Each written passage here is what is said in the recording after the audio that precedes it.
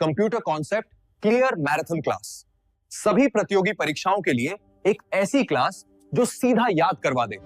अगर कंप्यूटर आपको मुश्किल लगता है या कॉन्सेप्ट्स बार-बार भूल जाते हैं और हर एग्जाम में वही क्वेश्चंस आपको कंफ्यूज कर देते हैं, तो ये क्लास आपके लिए है। यहां मिलेगा कंप्लीट कंप्यूटर रिवीजन, बेसिक से एडवांस तक, बिल्कुल कॉन्सेप्ट क्लियर तरीके से। तो तैयार हो जाइए कंप्यूटर को आसान बनाने के लिए और सभी प्रतियोगी परीक्षाओं का गर्दा उड़ाने के लिए। तो चलिए शुरू करते हैं। जरा सोचिए, हमारा फोन, लैपटॉप, स्मार्ट टीवी, यहाँ तक कि हमारी घड़ी भी, ये सब डिवाइस एक दूसरे से लगातार बातें करते रहते हैं। हम सब जानते हैं कि ये एक नेटवर्क के जरिए होता है, लेकिन क्या हमने कभी सोचा है कि ये बातचीत असल में होती कैसे है?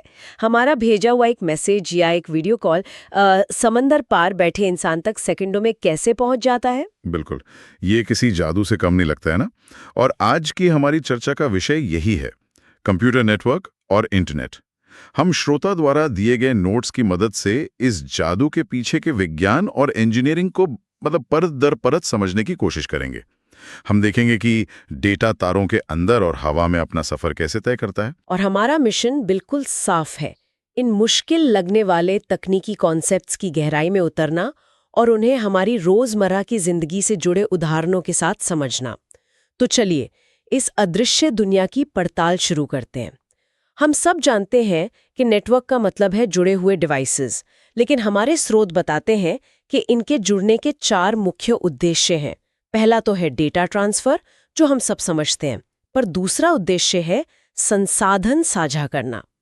इसका असल जिंदगी में क्या मतलब है? ये एक बहुत ही व्यावहारिक जरूरत है। सोचिए कि एक ऑफिस में 10 लोग काम करते हैं। क्या हर किसी के डेस्क पर एक प्रिंटर रखना समझदारी होगी? बिल्कुल नहीं। नेटवर्क की मदद से वो 10 कंप्यूटर एक ही प्रिंटर से जुड़ जाते हैं और बारी बारी से उसका इस्तेमाल कर सकते हैं। यही है संसाधन साझा करना। सिर्फ प्रिंटर ही नहीं, स्कैनर या एक बड़ा स्टोरेज सर्वर भी साझा किया जा सकता है। अच्छा, तो ये पैसे और जगह बचाने का एक तरीका हुआ, ये तो समझ आया। और तीसरा उद्देश्य है संचार, यानी कम्युनिकेशन, जैसे ईमेल और वीडियो कॉल।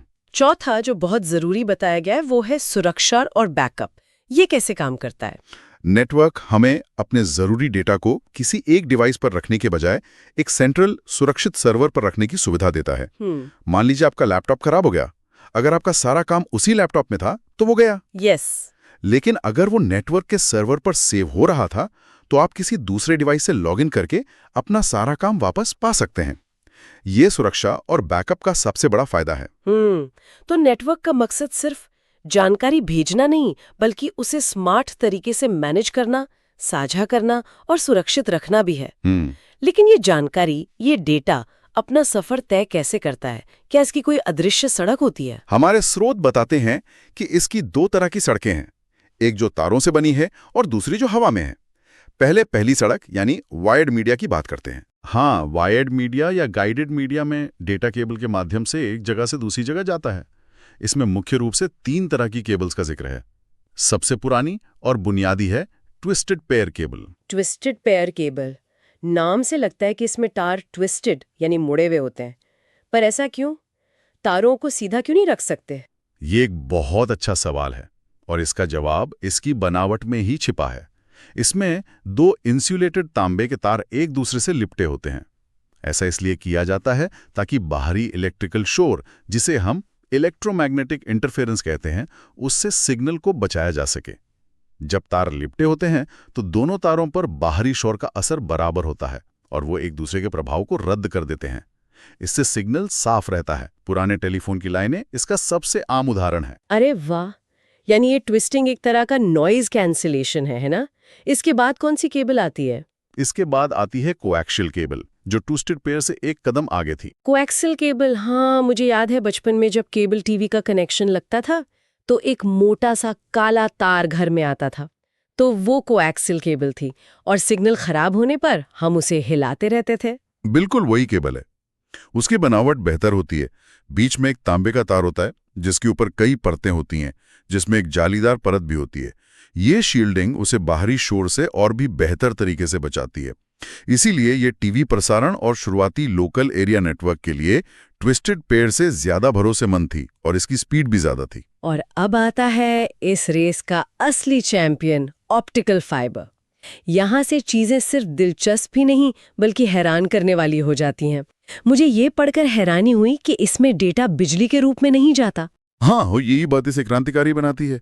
ऑप्टिकल फाइबर में डेटा तांबे के तार से इलेक्ट्रिक सिग्नल के रूप में नहीं, बल्कि प्रकाश यानी लाइट की बहुत तेज पल्स के रूप में भेजा जाता है। ये केबल कांच या प्लास्टिक के बहुत ही पतले, इंसान के बाल जितने महीन रेशों से बनी होती है। एक मिनट, आप कह रहे हैं कि मेरे इंटरनेट का डेटा बिजली के सिग्नल की तरह नहीं बल्कि एक टॉर्च की रोशनी की तरह आ रहा है? ये कैसे संभव है कि प्रकाश जानकारी ले जा सकता है? इसे ऐसे समझिए कि आप लाइट को बहुत तेजी से ऑन ऑफ कर रहे हैं। ऑन का मतलब 1 और ऑफ का मतलब 0, जो बाइनरी भाषा है। ये प्रक्रिया अरबों बार प्रति सेकंड होती है और ये प्रकाश इन पतले रेशों के अंदर पूर्ण आंतरिक परावर्तन के सिद्धांत पर आगे बढ़ता है। कल्पना कीजिए कि प्रकाश की एक किरण एक बहुत छोटी सी शीशी की ट्यूब के अंदर दीवारों से टकराकर बिना बाहर निकले, बिना ऊर्जा खोए मीलों का सफर तय कर रही है। कमाल है। तो इसकी सबसे बड़ी खासियत इसकी रफ्तार हुई? रफ्तार और दूरी दोनों। स्रोत के अनुसार इसमें 1000 Mbps यानी 1 Gbps से भी ज्यादा गति से डेटा भेजा जा सकता है। और क्योंकि सिग्नल प्रकाश के रूप में है तो उसकी क्वालिटी लंबी दूरी तक खराब नहीं होती है। आज दुनिया भर में जो इंटरनेट चलता है उसकी रीढ़ की हड्डी यही ऑप्टिकल फाइबर केबल हैं, जो समुद्र के नीचे से एक महाद्वीप से दूसरे तक बिछाई गई हैं। तो अगर हम वायर्ड दुनिया के विकास को देखें तो हमने शुरुआत की टेलीफोन की धीमी ट्विस्टेड पेयर लाइनों से, फिर हम बेहतर टीवी वाली कोएक्सियल केबल पर आए और आज हम प्रकाश की गति से डेटा भेजने वाली ऑप्टिकल फाइबर की सुपर हाईवे पर हैं। एकदम सटीक सारांश। तो ऑप्टिकल फाइबर आज की सबसे तेज वायर्ड टेक्नोलॉजी है, लेकिन मजे की बात यह है कि हम में से ज्यादातर लोग दिन भर में एक भी तार से नहीं जुड़ते। हमारा फोन, हमारे हेडफोन्स, हमारा लैपटॉप, ये सब हवा में बात करते हैं। तो ये बिना तारों वाला जादू कैसे काम करता है? भी कहते हैं में डेटा हवा या अंतरिक्ष में तरंगों यानी वेव्स के जरिए भेजा जाता है। इसमें भी कई अलग अलग तकनीकें हैं जो अलग अलग दूरियों और कामों के लिए बनी हैं, जैसे रेडियो तरंगे जो लंबी दूरी तक जाती हैं और FM रेडियो में इस्तेमाल होती हैं। फिर हैं माइक्रोवेव।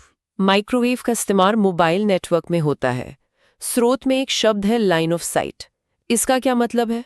इसका मतलब है कि सिग्नल भेजने वाला एंटीना और सिग्नल पाने वाला एंटीना के बीच में कोई बड़ी रुकावट नहीं होनी चाहिए। वे एक दूसरे की सीध में होने चाहिए। इसीलिए आपने देखा होगा कि मोबाइल टावर अक्सर ऊंची इमारतों या पहाड़ियों की चोटियों पर लगाए जाते हैं ताकि सिग्नल दूर तक बिना रुकावट के पहुंच सके। अच्छा, और शायद इसीलिए भारी बारिश या घने कोहरे में कभी-कभी नेटवर्क खराब हो जाता है। बिल्कुल। पानी की बूंदें और घना कोहरा माइक्रोवेव सिग्नल को बिखेर सकता है या कमजोर कर सकता है। इसके बाद आती हैं इंफ्रारेड तरंगें, जो बहुत छोटी दूरी के लिए होती हैं, जैसे हमारे टीवी का रिमोट। ये दीवारों के पार नहीं जा सकती। और फिर आता है सबसे बड़ा खिलाड़ी, सैटेलाइट। वो तो पूरी दुनिया को कवर करता है। हाँ, सैटेलाइट संचार में अंतरिक्ष में पृथ्वी से लगभग 35,786 किलोमीटर ऊपर स्थित सैटेलाइट के जरिए तरंगे भेजी और पाई जाती हैं। ये टीवी प्रसारण, GPS और उन दूर दराज के इलाकों तक इंटरनेट पहुंचाने के लिए जरूरी है जहां केबल बिछाना मुमकिन नहीं। स्रोत में भारत के अपने सिस्टम का भी जिक्र है। हमारा स्वदेशी GPS सिस्टम नाविक और हमारे संचार उपग्रह इनसैट व जीसैट इसी तकनीक पर काम करते हैं। ये तो बड़े पैमाने की तकनीकें हो गईं। अब जरा हमारी रोजमर्रा की जिंदगी में सबसे ज्यादा इस्तेमाल होने वाले ब्लूटूथ और वाईफाई पे आते हैं। दोनों वायरलेस हैं, पर दोनों का काम बहुत अलग है। ऐसा क्यों? यह उनके डिजाइन के उद्देश्य पर निर्भर करता है। ब्लूटूथ, जिसका आविष्कार एरिक्सन ने किया था, उसे कम दूरी मतलब सिर्फ 10 मीटर पर 2 डिवाइस को जोड़ने के लिए बनाया गया था, वो भी कम पावर खर्च करके, जैसे हेडफोन को फोन से जोड़ना। इसलिए इसकी गति भी कम होती है, 1 से 24 Mbps तक। वहीं वाईफाई, जिसका आविष्कार जॉन ओ सुलिवन और जॉन डीन ने किया, उसका एक ही मकसद था, हाई स्पीड वायरलेस इंटरनेट देना। इसकी रेंज ज्यादा होती है, घर में 100 मीटर तक, और गति तो अब वाईफाई 6 में 9.6 Gbps तक पहुंच गई है। 9.6 Gbps? ये तो ऑप्टिकल फाइबर को टक्कर दे रहा है। लेकिन हमारे स्रोत में एक और भविष्य की तकनीक लाईफाई का भी जिक्र है। ये क्या है? यहां पर भविष्य की एक झलक मिलती है। लाईफाई, जिसका आविष्कार 2011 में हेरल्ड ने किया, डेटा भेजने के रेडियो तरंगों की जगह प्रकाश का उपयोग करता है। सोचिए, आपके घर में जो LED बल्ब जल रहा है, वही आपको इंटरनेट भी दे रहा है। लाइट से इंटरनेट? ये वाईफाई से बेहतर कैसे है? दो मुख्य तरीकों से। पहला, गति। प्रकाश का स्पेक्ट्रम रेडियो तरंगों के स्पेक्ट्रम से 10,000 गुना बड़ा है। इसका मतलब है कि डेटा भेजने के लिए हमारे पास एक सिंगल लेन सड़क की जगह 1000 लेन वाली सुपर हाईवे है। इसीलिए इसकी संभावित गति 224 जीबीपीएस तक हो सकती है, जो वाईफाई से 100 गुना ज्यादा है। दूसरा, ये ज्यादा सुरक्षित है क्योंकि प्रकाश दीवारों के पार नहीं जा सकता। एक मिनट, अगर प्रकाश दीवारों के पार नहीं जा सकता तो क्या ये इसकी सबसे बड़ी कमी नहीं है? अगर मैं एक कमरे से दूसरे कमरे में जाऊंगी तो मेरा इंटरनेट कनेक्शन कट जाएगा। फिर ये असल जिंदगी में व्यावहारिक कैसे होगा? आपने बिल्कुल सही दुविधा पकड़ी है। यही इसकी सबसे बड़ी चुनौती है। ये वाईफाई की जगह नहीं ले सकता, लेकिन ये कुछ खास जगहों के लिए बेहतरीन हो सकता है, जैसे कि हवाई जहाज में, अस्पतालों के आईसीयू में, जहां रेडियो तरंगों से मशीनों में गड़बड़ी हो सकती है, या ऐसी जगहों पे जहां बहुत ज्यादा सुरक्षित कनेक्शन चाहिए। ये वाईफाई का विकल्प नहीं बल्कि एक पूरक तकनीक हो सकती है। बड़ी रेंज के लिए वाईफाई और भविष्य में शायद कुछ खास कामों के लिए प्रकाश से चलने वाला लाइफाई। ये तो कमाल है। बिल्कुल। ठीक है, हमने समझ लिया कि डेटा तारों से या हवा से भेजा जाता है, लेकिन क्या इस ट्रैफिक के भी कोई नियम होते हैं? क्या डेटा हमेशा दोनों तरफ से एक साथ आ जा सकता है, जैसे हम फोन पर बात करते हैं? स्रोत में संचार के 3 तरीकों का जिक्र है। हाँ, डेटा का प्रवाह किस दिशा में होगा, इसके 3 नियम या मोड हैं। पहला है सिंप्लेक्स। ये एक वन वे स्ट्रीट की तरह है। डेटा सिर्फ एक ही दिशा में जा सकता है। भेजने वाला सिर्फ भेज सकता है और पाने वाला सिर्फ पा सकता है, जैसे टीवी या रेडियो प्रसारण। चैनल से सिग्नल आपके टीवी तक आता है, पर आप टीवी से वापस कुछ नहीं भेज सकते। या फिर कीबोर्ड। ठीक है, वन वे। दूसरा है हाफ डुप्लेक्स। इसमें डेटा दोनों दिशाओं में जा तो सकता है, लेकिन एक समय में केवल एक ही दिशा है, जैसे एक संकरा पुल जिस पर एक बार में एक ही तरफ की गाड़ी जा सकती है। इसका सबसे अच्छा उदाहरण है वॉकी टॉकी। एक व्यक्ति जब बोल रहा होता है तो दूसरा सिर्फ सुन सकता है। अपनी बात पूरी करने के बाद वो ओवर बोलता है ताकि दूसरा बोलना शुरू कर सके। समझ गई, ओवर एंड आउट। और तीसरा, जो हम सबसे ज्यादा इस्तेमाल करते हैं, वो है फुल डुप्लेक्स। ये एक 2 वे हाईवे की तरह है, जहां ट्रैफिक दोनों तरफ एक साथ चलता है। इसमें डेटा एक ही समय में दोनों दिशाओं में आ जा सकता है। इसका सबसे अच्छा उदाहरण हमारा टेलीफोन या मोबाइल कॉल है, जहां दोनों लोग एक ही समय पर बोल भी सकते हैं और सुन भी सकते हैं। यहाँ मेरे मन में एक सवाल आ रहा है। आपने टीवी को सिंप्लेक्स का उदाहरण बताया, लेकिन आज की स्मार्ट टीवी, जहां हम नेटफ्लिक्स पर कुछ सर्च करते हैं और वो सर्वर को कमांड भेजता है, क्या वो अभी भी सिंप्लेक्स का उदाहरण है या वो फुल डुप्लेक्स बन गया है? तो ये एक बहुत ही शानदार सवाल है। जब आप टीवी पर केबल या सैटेलाइट से सीधा प्रसारण देख रहे होते हैं तो वो हिस्सा सिंप्लेक्स है। लेकिन जैसे ही आप अपने स्मार्ट टीवी पर इंटरनेट का इस्तेमाल करते हैं, चाहे वो यूट्यूब हो या नेटफ्लिक्स, तो आपका टीवी इंटरनेट कनेक्शन के माध्यम से सर्वर के साथ डेटा भेज भी रहा है और पा भी रहा है। उस समय वो कनेक्शन फुल डुप्लेक्स मोड में काम कर रहा होता है। तो एक ही डिवाइस अपनी जरूरत के हिसाब से अलग अलग मोड का इस्तेमाल कर सकता है। हम सब हर दिन वाईफाई, ब्लूटूथ, इंटरनेट, इन सब से घिरे हुए हैं। ये हमारी दुनिया की नसें बन चुकी हैं। पर क्या हमने कभी सोचा है कि ये नसें, मतलब ये बिछाई कैसे गई हैं, इनका डिज़ाइन क्या है? आज हम इसी तकनीक की बुनियाद को, इसकी बनावट को बिल्कुल सरल भाषा में समझने की कोशिश करेंगे। नेटवर्क का मतलब है कंप्यूटरों को आपस में जोड़ना। हाँ। लेकिन अगर इसकी सबसे सीधी साधी परिभाषा देखें तो वो ये है कि जब 2 या 2 से ज्यादा डिवाइस को आपस में डेटा साझा करने के लिए जोड़ा जाता है तो उनका समूह नेटवर्क कहलाता है।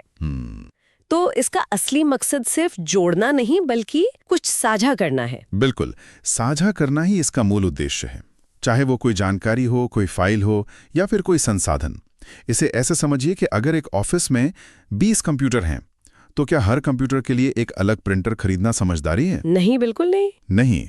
नेटवर्क हमें उन सभी 20 कंप्यूटरों को एक ही प्रिंटर से जोड़ने की ताकत देता है। यही है संसाधन साझा करना। यह सिर्फ सुविधा नहीं है, ये डिजाइन से जुड़ी एक बहुत बड़ी समस्या का समाधान है। ठीक है, तो ये तो हुई बुनियादी बात। अब जरा इनके आकार पर आते हैं। मेरे मन में सवाल आ रहा है कि सबसे छोटा नेटवर्क कितना छोटा हो सकता है? क्या मेरे फोन और मेरे ब्लूटूथ हेडफोन के बीच में भी कोई नेटवर्क है? हाँ, बिल्कुल है। और उसे ही हम कहते हैं पैन, यानी पर्सनल एरिया नेटवर्क। ये सबसे छोटा और सबसे निजी नेटवर्क है। इसका दायरा सिर्फ कुछ मीटर मतलब लगभग 10 मीटर तक होता है। जब आप अपने फोन को अपनी स्मार्ट वॉच से या लैपटॉप को वायरलेस माउस से जोड़ते हैं तो आप अपने चारों ओर एक छोटा सा पर्सनल डिजिटल बबल बना लेते हैं। यही पैन है। तो ये तो हो गया हमारा पर्सनल बबल। पर अगर हमें एक पूरे घर या ऑफिस को जोड़ना हो तब क्या? तब हम एक लेवल ऊपर जाते हैं और लैन का इस्तेमाल करते हैं, यानी लोकल एरिया नेटवर्क। ये एक इमारत, एक घर या एक ऑफिस जैसी किसी एक लोकल जगह को कवर करता है। हमारे घरों में जो वाईफाई राउटर लगा है वो असल में एक लैन ही बना रहा है, जिससे हमारे फोन, लैपटॉप, स्मार्ट टीवी सब जुड़े हुए हैं। और सुनने में आया है कि लैन की स्पीड बहुत तेज होती है। हाँ, और ये बात बहुत दिलचस्प है। देखिए, 70 के दशक में जब लैन पहली बार बना था तो उसकी स्पीड आज के मुकाबले 1000 गुना से भी कम थी। आज हमारे घर का आम वाईफाई उस जमाने के सुपर कंप्यूटर नेटवर्क से भी ज्यादा ताकतवर है। ये दिखाता है कि तकनीक कितनी तेजी से आगे बढ़ी है। मुझे याद है जब मैंने पहली बार अपने घर में लैन सेटअप किया था तो पूरे घर में नीले रंग की ईथरनेट केबल का एक जाल सा बिछ गया था। देखने में अजीब था, पर पहली बार जब मैंने एक कंप्यूटर से दूसरे पे फाइल भेजी तो लगा जैसे कोई जादू हो गया हो। ठीक है, तो एक घर या ऑफिस के लिए लैन हो गया। पर अगर एक बड़ी यूनिवर्सिटी की बात करें जहां कई बिल्डिंग्स हैं, लाइब्रेरी, हॉस्टल, डिपार्टमेंट्स, क्या वहां भी एक ही लैन काम करेगा? ये बहुत अच्छा सवाल है। देखिए, एक लैन की अपनी सीमा होती है। जब नेटवर्क का पैमाना एक पूरी बिल्डिंग से बढ़कर एक पूरे कैंपस तक पहुंच जाता है तो उसे हम कहते हैं कैन, यानी कैंपस एरिया नेटवर्क। ये असल में कई लैन को आपस में जोड़कर बनाया गया एक बड़ा नेटवर्क होता है। तो यूनिवर्सिटी की लाइब्रेरी का अपना लैन हो सकता है, हॉस्टल का अपना, और कैन इन सभी को आपस में जोड़ता है ताकि छात्र और स्टाफ कैंपस में कहीं से भी नेटवर्क इस्तेमाल कर सकें। बिल्कुल। ये लैन से बड़ा है पर एक पूरे शहर से छोटा। और शहर का? क्या पूरे शहर के लिए भी कोई नेटवर्क होता है? जैसे केबल टीवी ऑपरेटर्स, वो तो पूरे शहर में अपनी सर्विस देते हैं। सही बात है। उसे कहते हैं मैन, यानी मेट्रोपॉलिटन एरिया नेटवर्क। जैसा कि नाम से ही जाहिर है, ये एक मेट्रो यानी एक पूरे शहर को कवर करता है। आपके घर पर जो केबल टीवी आता है वो मैन का एक बेहतरीन उदाहरण है। केबल कंपनी का एक सेंट्रल ऑफिस होता है जहां से वे ऑप्टिकल फाइबर केबल के जरिए पूरे शहर में अपने ग्राहकों तक सिग्नल पहुंचाते हैं। तो मतलब ये काफी बड़े भौगोलिक क्षेत्र को कवर करता है। हाँ, बहुत बड़े। इससे मुझे स्वाभाविक रूप से सबसे बड़े सवाल पर आने का मन कर रहा है। हम शहरों और देशों को, मतलब पूरी दुनिया को आपस में कैसे जोड़ते हैं? वो कौन सा नेटवर्क है? वो है नेटवर्कों का नेटवर्क, WAN, यानी वाइड एरिया नेटवर्क। और इसका सबसे बड़ा और सबसे मशहूर उदाहरण है इंटरनेट। इंटरनेट? जी। WAN की कोई भौगोलिक सीमा नहीं होती। यह देशों और महाद्वीपों को आपस में जोड़ता है।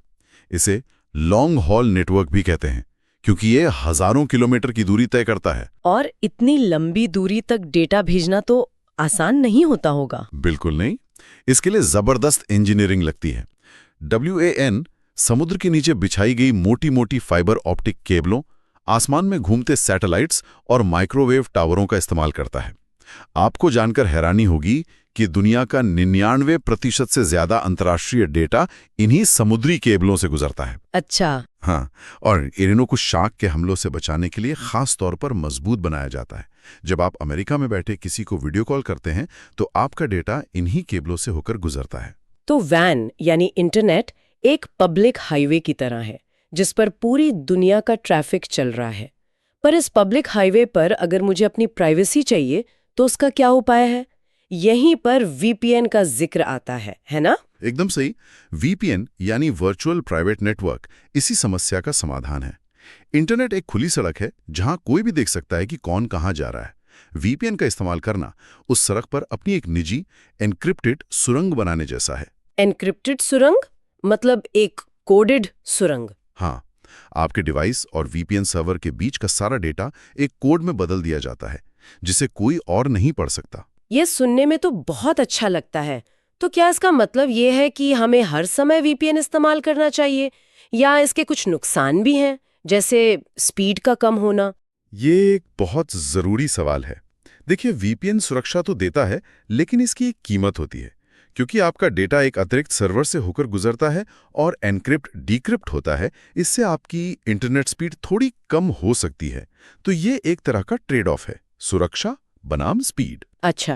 पब्लिक वाईफाई जैसे एयरपोर्ट या कैफे में इसका इस्तेमाल बहुत जरूरी है, लेकिन शायद घर के भरोसेमंद नेटवर्क पर हर समय इसकी जरूरत ना पड़े। तो एक मिनट, अगर मैं ठीक समझी, पैन हो गया एकदम पर्सनल, ब्लूटूथ हेडफोन जैसा, लैन एक बिल्डिंग या घर के लिए, फिर कैन पूरे कैंपस के लिए, मैन शहर के लिए, और वैन पूरी दुनिया यानी इंटरनेट। और इस पूरी दुनिया में अपनी गोपनीयता बनाए रखने के लिए हमारे पास वीपीएन जैसा एक टूर भी है। एकदम सही। आपने बिल्कुल सही सार निकाला है, कमाल है। अब तक हमने साइज की बात की, लेकिन एक और जरूरी सवाल है पहुंच का। क्या हर नेटवर्क सबके लिए खुला होता है या कुछ निजी भी होते हैं? बहुत अच्छा सवाल है, और इस आधार पर नेटवर्कों को 3 हिस्सों में बांटा जा सकता है। सबसे पहला और सबसे निजी है इंट्रानेट। ये किसी एक कंपनी या संगठन का अपना अंदरूनी प्राइवेट नेटवर्क होता है। ये दिखता और काम करता तो इंटरनेट जैसा ही है, पर यह बाहरी दुनिया से पूरी तरह कटा होता है। अच्छा, तो इसे सिर्फ कंपनी के लोग ही इस्तेमाल कर सकते हैं? हाँ, सिर्फ उस संगठन के कर्मचारी ही। जैसे किसी कंपनी का अंदरूनी पोर्टल जहां कर्मचारी छुट्टी के लिए अप्लाई करते हैं या कंपनी की पॉलिसी पढ़ते हैं। बिल्कुल सही, वो एक इंट्रानेट है। अब सोचिए, क्या होगा अगर उस कंपनी को अपने किसी बाहरी पार्टनर जैसे किसी सप्लायर को अपने स्टॉक की कुछ जानकारी देनी हो? क्या वे उसे अपने पूरे प्राइवेट नेटवर्क का एक्सेस दे देंगे? नहीं, ये तो बहुत जोखिम भरा होगा। इसी के लिए होता है एक्स्ट्रानेट। ये भी एक निजी नेटवर्क है, लेकिन ये संगठन के बाहर के कुछ चुने हुए लोगों को, जैसे पार्टनर्स, वेंडर्स या ग्राहकों को, नेटवर्क के एक सीमित हिस्से तक सुरक्षित पहुंच देता है। तो ये एक तरह का सेमी प्राइवेट नेटवर्क हुआ। हाँ, कह सकते हैं। अगर इंट्रानेट एक निजी किला है, तो एक्स्ट्रानेट उस किले का एक संरक्षित दरवाजा है, जहां कुछ खास मेहमानों को पहचान पत्र दिखाकर अंदर आने की इजाजत होती है। और फिर तीसरा तो जाहिर है इंटरनेट ही होगा। हाँ, तीसरा है इंटरनेट, जो इन सब से अलग है। ये एक वैश्विक सार्वजनिक नेटवर्क है। ये किसी एक का नहीं है और सबके लिए खुला है। तो अगर हम किले वाली तुलना को पूरा करें, इंटरनेट वो विशाल सार्वजनिक मैदान है जहां कोई भी आ जा सकता है। इंट्रानेट उस मैदान के अंदर बना एक निजी किला है, और एक्स्ट्रानेट उस किले का वो संरक्षित दरवाजा है जहां कुछ बाहरी लोगों को अनुमति से प्रवेश मिलता है। क्या बात है! तो संक्षेप में इंट्रानेट सिर्फ अंदर के लोगों के लिए, एक्स्ट्रानेट अंदर के और कुछ चुने हुए बाहर के लोगों के लिए, और इंटरनेट सबके लिए। बिल्कुल ठीक है, तो हमने नेटवर्क के आकार और पहुंच को समझ लिया है, लेकिन मेरे मन में एक सवाल आ रहा है। जब हम कहते हैं कि कंप्यूटर जुड़े हुए हैं, तो क्या उन्हें जोड़ने का कोई एक ही तरीका होता है या इसके भी अलग अलग डिजाइन होते हैं? यहीं पर टोपोलॉजी का कॉन्सेप्ट आता है ना? बिल्कुल, और ये नेटवर्किंग का सबसे दिलचस्प हिस्सा है। टोपोलॉजी का मतलब है नेटवर्क का ज्यामितीय लेआउट, या आप कह सकते हैं उसका नक्शा। ये तय करता है कि डिवाइस एक दूसरे से कैसे जुड़े हैं और डेटा उन तक कैसे पहुंचेगा। और हर डिवाइस को हम नोड कहते हैं। चलिए कुछ मुख्य टोपोलॉजी देखते हैं। सबसे पहले है बस टोपोलॉजी। बताया गया है कि इसमें सभी कंप्यूटर एक ही केंद्रीय केबल से जुड़े होते हैं। हाँ, इसे बैकबोन केबल भी कहते हैं। इसकी तुलना आप एक ऐसी सड़क से कर सकती हैं जिस पर लाइन से कई घर बने हों। सारे घर उसी एक सड़क से जुड़े हैं। ये बनाने में बहुत आसान और सस्ती होती है, इसीलिए शुरुआती नेटवर्कों में ये बहुत लोकप्रिय थी। ये सुनने में तो बहुत आसान लगता है, पर अगर वो सड़क बीच में से टूट जाए तो लगता है ये इसका सबसे बड़ा खतरा है। आपने बिल्कुल सही पकड़ा। अगर वो मुख्य केबल कहीं से भी टूट जाए या उसमें कोई खराबी आ जाए, तो पूरा का पूरा नेटवर्क ठप हो जाता है। इसे सिंगल पॉइंट ऑफ फेलियर कहते हैं। सिंगल पॉइंट ऑफ फेलियर मतलब एक ही कमजोर कड़ी जिसके टूटने से सब खत्म। एकदम सही। तो इस समस्या को हल करने के लिए आई होगी स्टार टोपोलॉजी।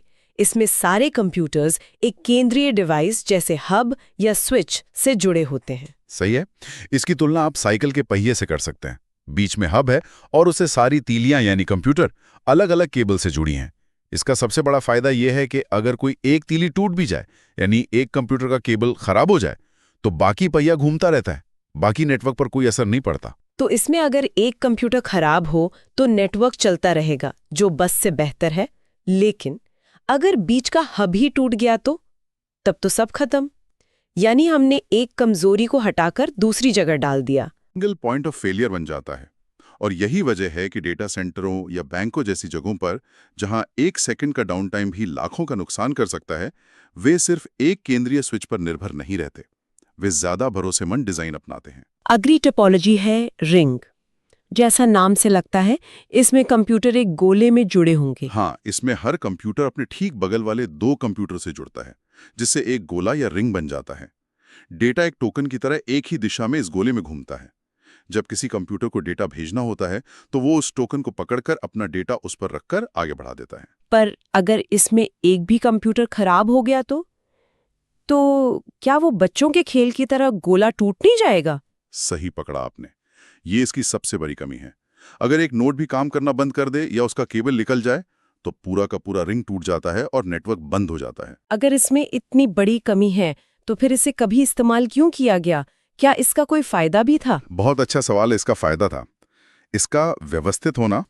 इसमें डेटा के टकराने मतलब कोलिजन की संभावना नहीं होती, क्योंकि सब अपनी बारी का इंतजार करते हैं। और यह फाइबर ऑप्टिक पर आधारित शुरुआती हाई स्पीड नेटवर्कों जैसे FDDI में इस्तेमाल होती थी।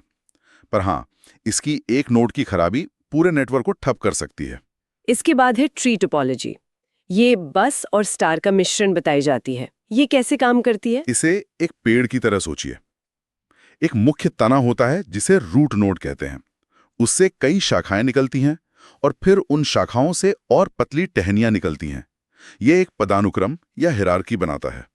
अच्छा, जैसे एक ऑफिस बिल्डिंग में सबसे ऊपर एक मेन स्विच, फिर हर फ्लोर पर एक स्विच और फिर उन स्विच से कंप्यूटर जुड़े हों। बिल्कुल सही उदाहरण है। अब तक हमने जितनी भी टोपोलॉजीज देखी, बस, स्टार, रिंग, उन सब में कोई ना कोई एक कमजोर कड़ी या सिंगल पॉइंट ऑफ फेलियर दिख रहा है। क्या कोई ऐसी बनावट है जिसमें ऐसी कोई एक कमजोर कड़ी ना हो? क्या बात है, आपने नेटवर्किंग की सबसे बड़ी चुनौती को पकड़ लिया है, विश्वसनीयता। और इसी सवाल का जवाब है मैश टोपोलॉजी। मैश टोपोलॉजी में हर नोड नेटवर्क के बाकी सभी नोड से सीधे जुड़ा होता है। इसमें कोई केंद्रीय हब या मुख्य केबल नहीं होती। तो इसका मतलब अगर एक रास्ता बंद हो जाए तो डेटा किसी दूसरे रास्ते से अपनी मंजिल तक पहुंच सकता है? बिल्कुल। ये बड़े शहरों के सड़क जाल जैसा है। अगर आपको एक जगह से दूसरी जगह जाना है और एक सड़क पर ट्रैफिक जाम है तो आप दूसरा रास्ता ले लेते हैं। मैश टोपोलॉजी में डेटा के पास भी यही विकल्प होता है। ये सबसे मजबूत, सबसे भरोसेमंद टोपोलॉजी है।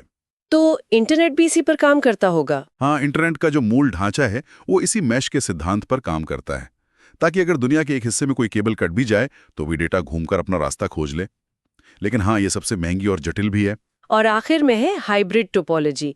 नाम से ही लगता है कि ये इन सब का मिश्रण होगी। हाँ, असल दुनिया में ज्यादातर बड़े नेटवर्क हाइब्रिड ही होते हैं। कोई भी एक टोपोलॉजी हर जरूरत पूरी नहीं कर सकती, तो जरूरत के हिसाब से उन्हें मिलाया जाता है। जैसे हो सकता है किसी ऑफिस के एक फ्लोर पर रिलायबिलिटी के लिए स्टार टोपोलॉजी हो, दूसरे फ्लोर पर लागत बचाने के लिए बस टोपोलॉजी हो, और फिर इन दोनों को आपस में एक ट्री स्ट्रक्चर के जरिए जोड़ दिया गया हो। यह सबसे लचीला तरीका है। वाह! तो एक बार जल्दी से बनावट को दोहराते हैं। बस यानी एक लाइन, स्टार मतलब एक केंद्र से जुड़े, रिंग एक गोले में, ट्री एक पेड़ की तरह, मैश मतलब सब से जुड़े, और हाइब्रिड इन सब का मिश्रण। मतलब आज की दुनिया में इंटरनेट, हाँ? ये तो बिजली और पानी जैसा हो गया है ना? बिल्कुल। इसके बिना एक दिन भी गुजारने का ख्याल थोड़ा डरावना लगता है। इसे सूचना का राजमार्ग या नेटवर्क का नेटवर्क जैसे कितने बड़े बड़े नाम दिए गए हैं। हाँ, पर हर बड़ी कहानी की तरह इसकी भी एक शुरुआत है जो उतनी ग्लैमरस नहीं थी। बिल्कुल। तो आज की हमारी चर्चा का मिशन भी यही है। हम समय में थोड़ा पीछे जाएंगे, 1969 से शुरू करके आज के 5G तक। हाँ। हम उन लोगों से मिलेंगे जिन्होंने इसकी नींव रखी, भारत में इसकी कहानी को समझेंगे, और ब्राउजर, कुकीज, DNS जैसे शब्दों के पीछे छिपे राज को भी खोलेंगे। तो चलिए इस कहानी की पहली परत हटाते हैं। सब कुछ शुरू कहाँ से हुआ? इंटरनेट का जो बीज था वो कहाँ और क्यों बोया गया? देखिए, इसकी जड़ें असल में शीत युद्ध मतलब कोल्ड वॉर के दौर में है। अच्छा, कोल्ड वॉर। हाँ, 1969 में अमेरिकी रक्षा विभाग ने एक प्रोजेक्ट शुरू किया था जिसका नाम था ARPANET। ARPANET। और इसका मकसद बड़ा सीधा सा था, एक ऐसा कम्युनिकेशन नेटवर्क बनाना जो परमाणु हमले जैसी किसी बड़ी तबाही के बाद भी काम करता रहे। मतलब एक ऐसा नेटवर्क जिसका कोई एक सेंट्रल पॉइंट ना हो, जिसे तबाह ना किया जा सके। एकदम सही। ये तो कमाल की बात है। मतलब इंटरनेट का जन्म दुनिया को जोड़ने के लिए नहीं, बल्कि एक डर से हुआ था। और इसी नेटवर्क पर 1971 में पहला ईमेल भेजा गया। हाँ, और वो एक यूरिका मोमेंट था।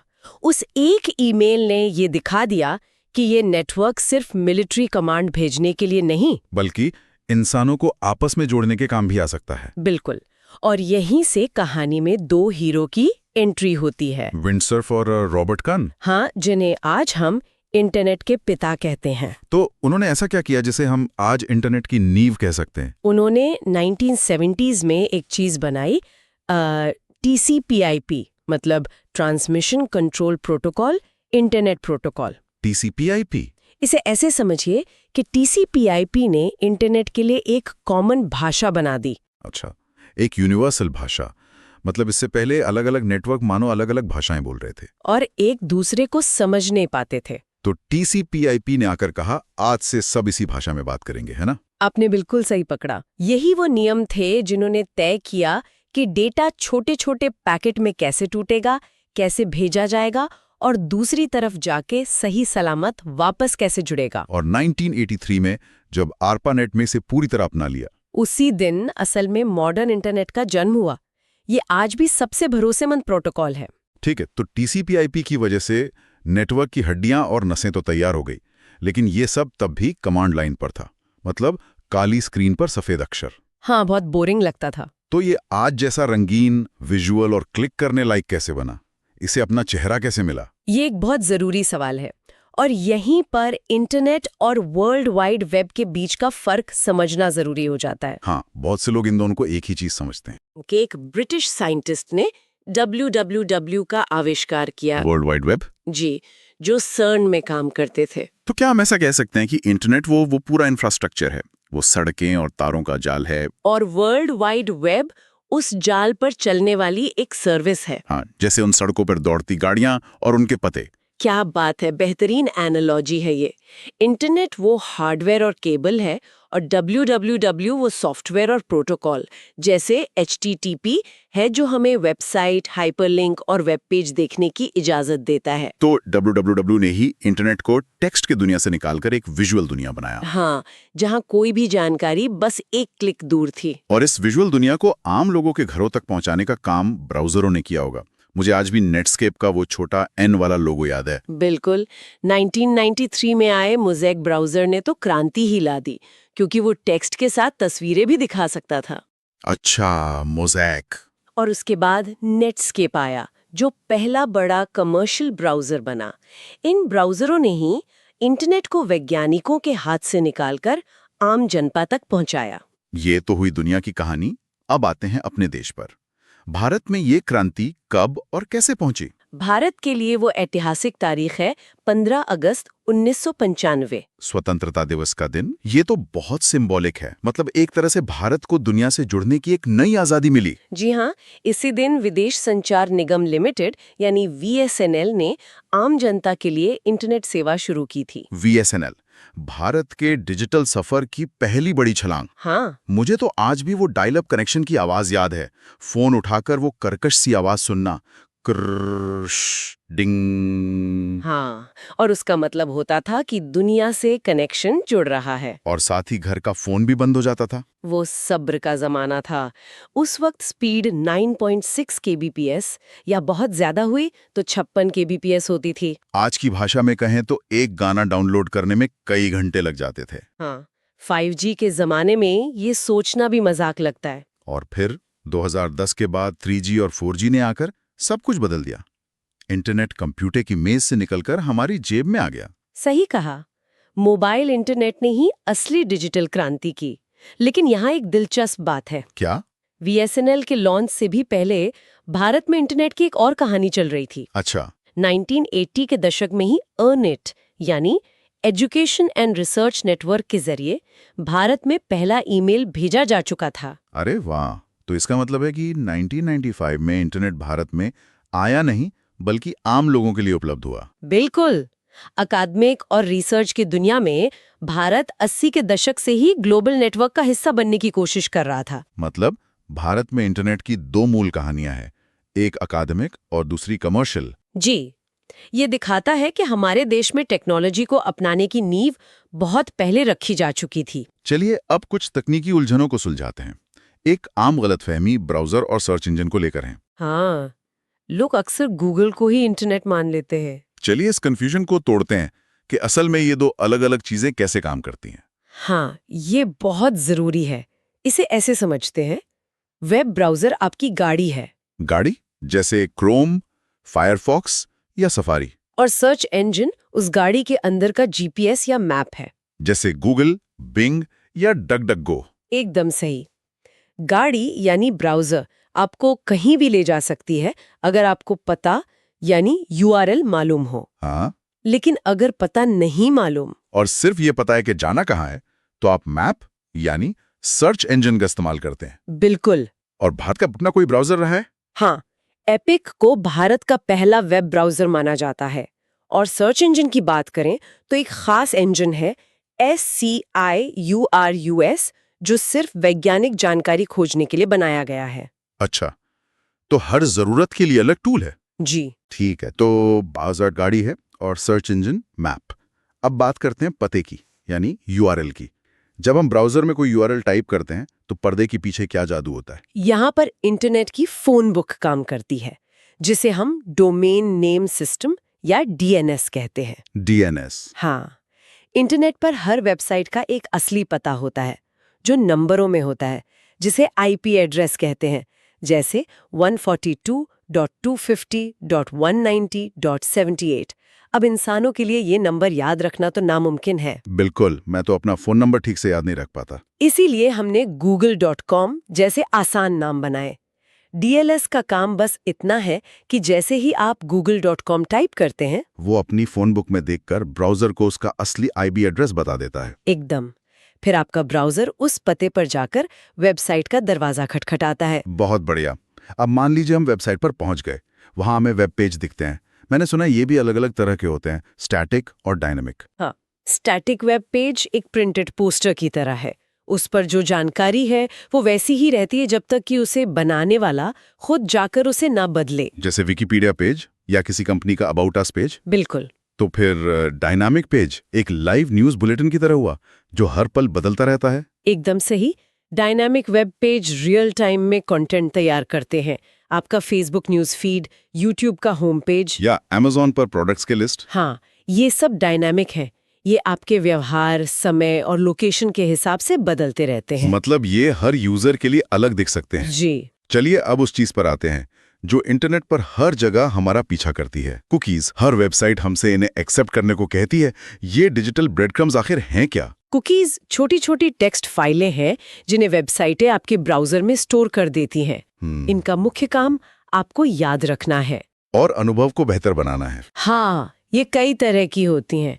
एक है सेशन कुकीज, जो अस्थायी होती हैं। जैसे ही आप ब्राउजर बंद करते ये डिलीट हो जाती हैं। जैसे ऑनलाइन शॉपिंग कार्ट में आइटम्स को याद रखने के लिए। बिल्कुल। और दूसरी होती हैं परसिस्टेंट कुकीज। ये ज्यादा स्थायी होती होंगी। हाँ, ये आपके डिवाइस में लंबे समय तक सेव रहती हैं, ताकि आपको बार बार किसी वेबसाइट पर लॉगिन न करना पड़े या आपकी भाषा की पसंद याद रहे। ये तो सुविधा के लिए है, लेकिन खतरा भी तो इन्हीं से होता है।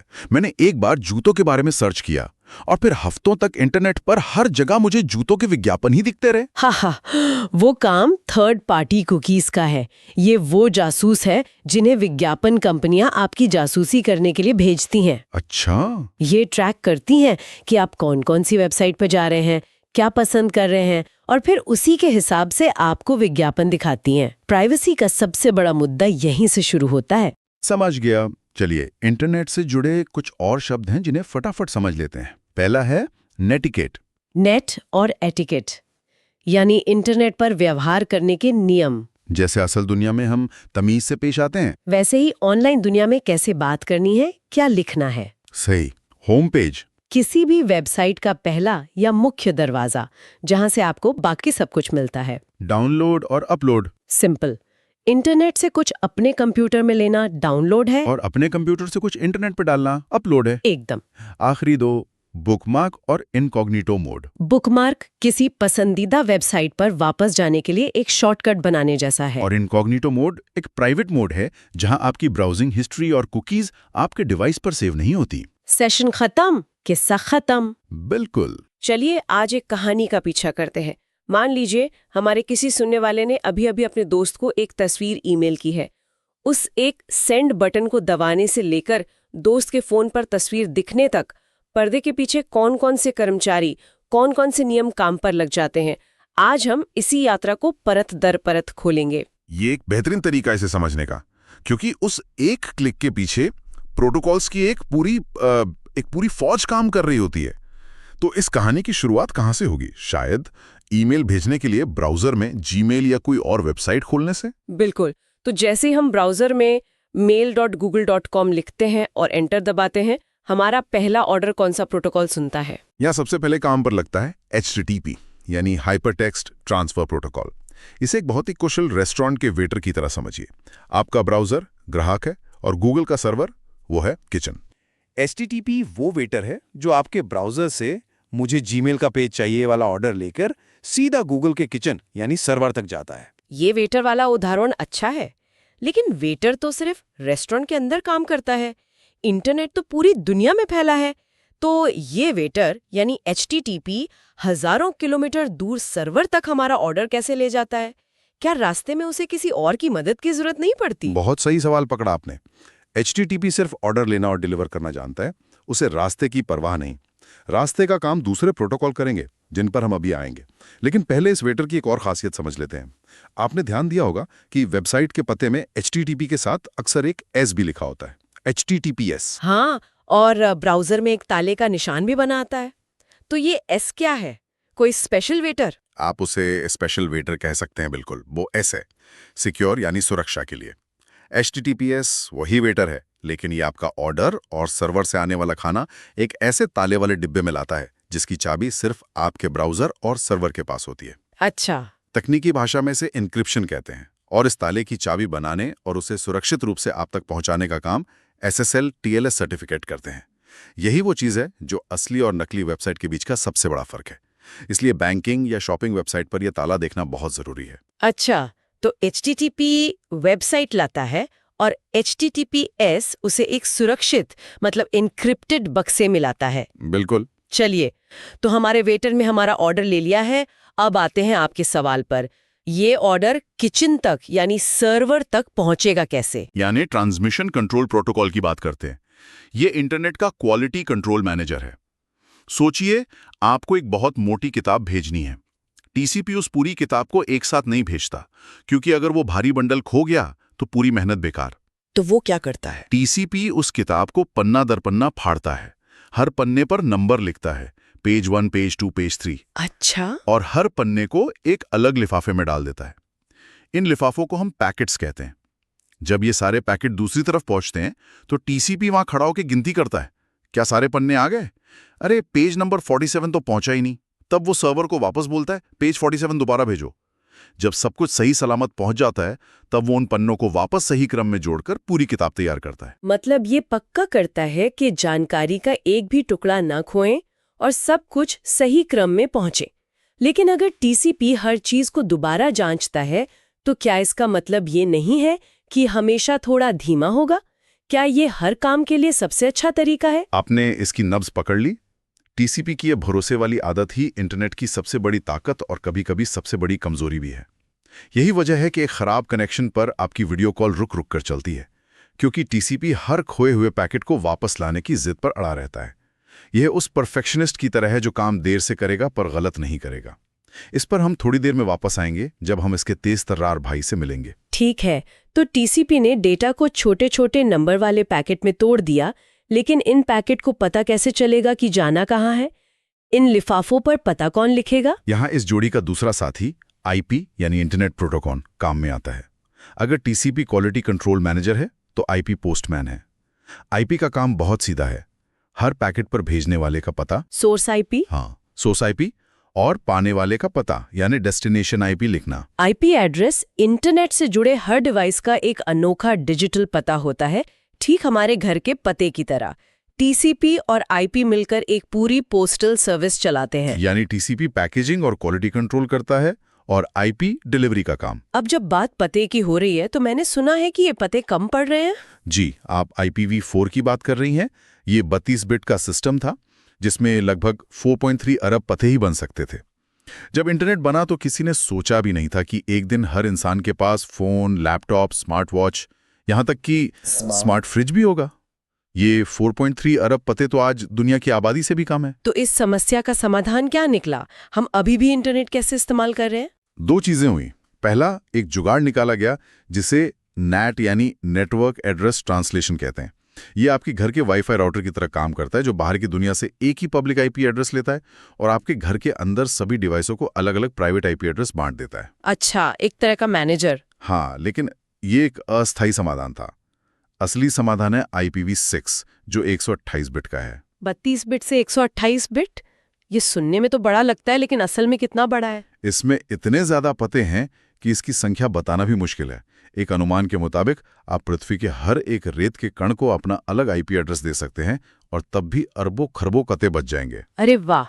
ये भविष्य के लिए एक लगभग अनंत समाधान है।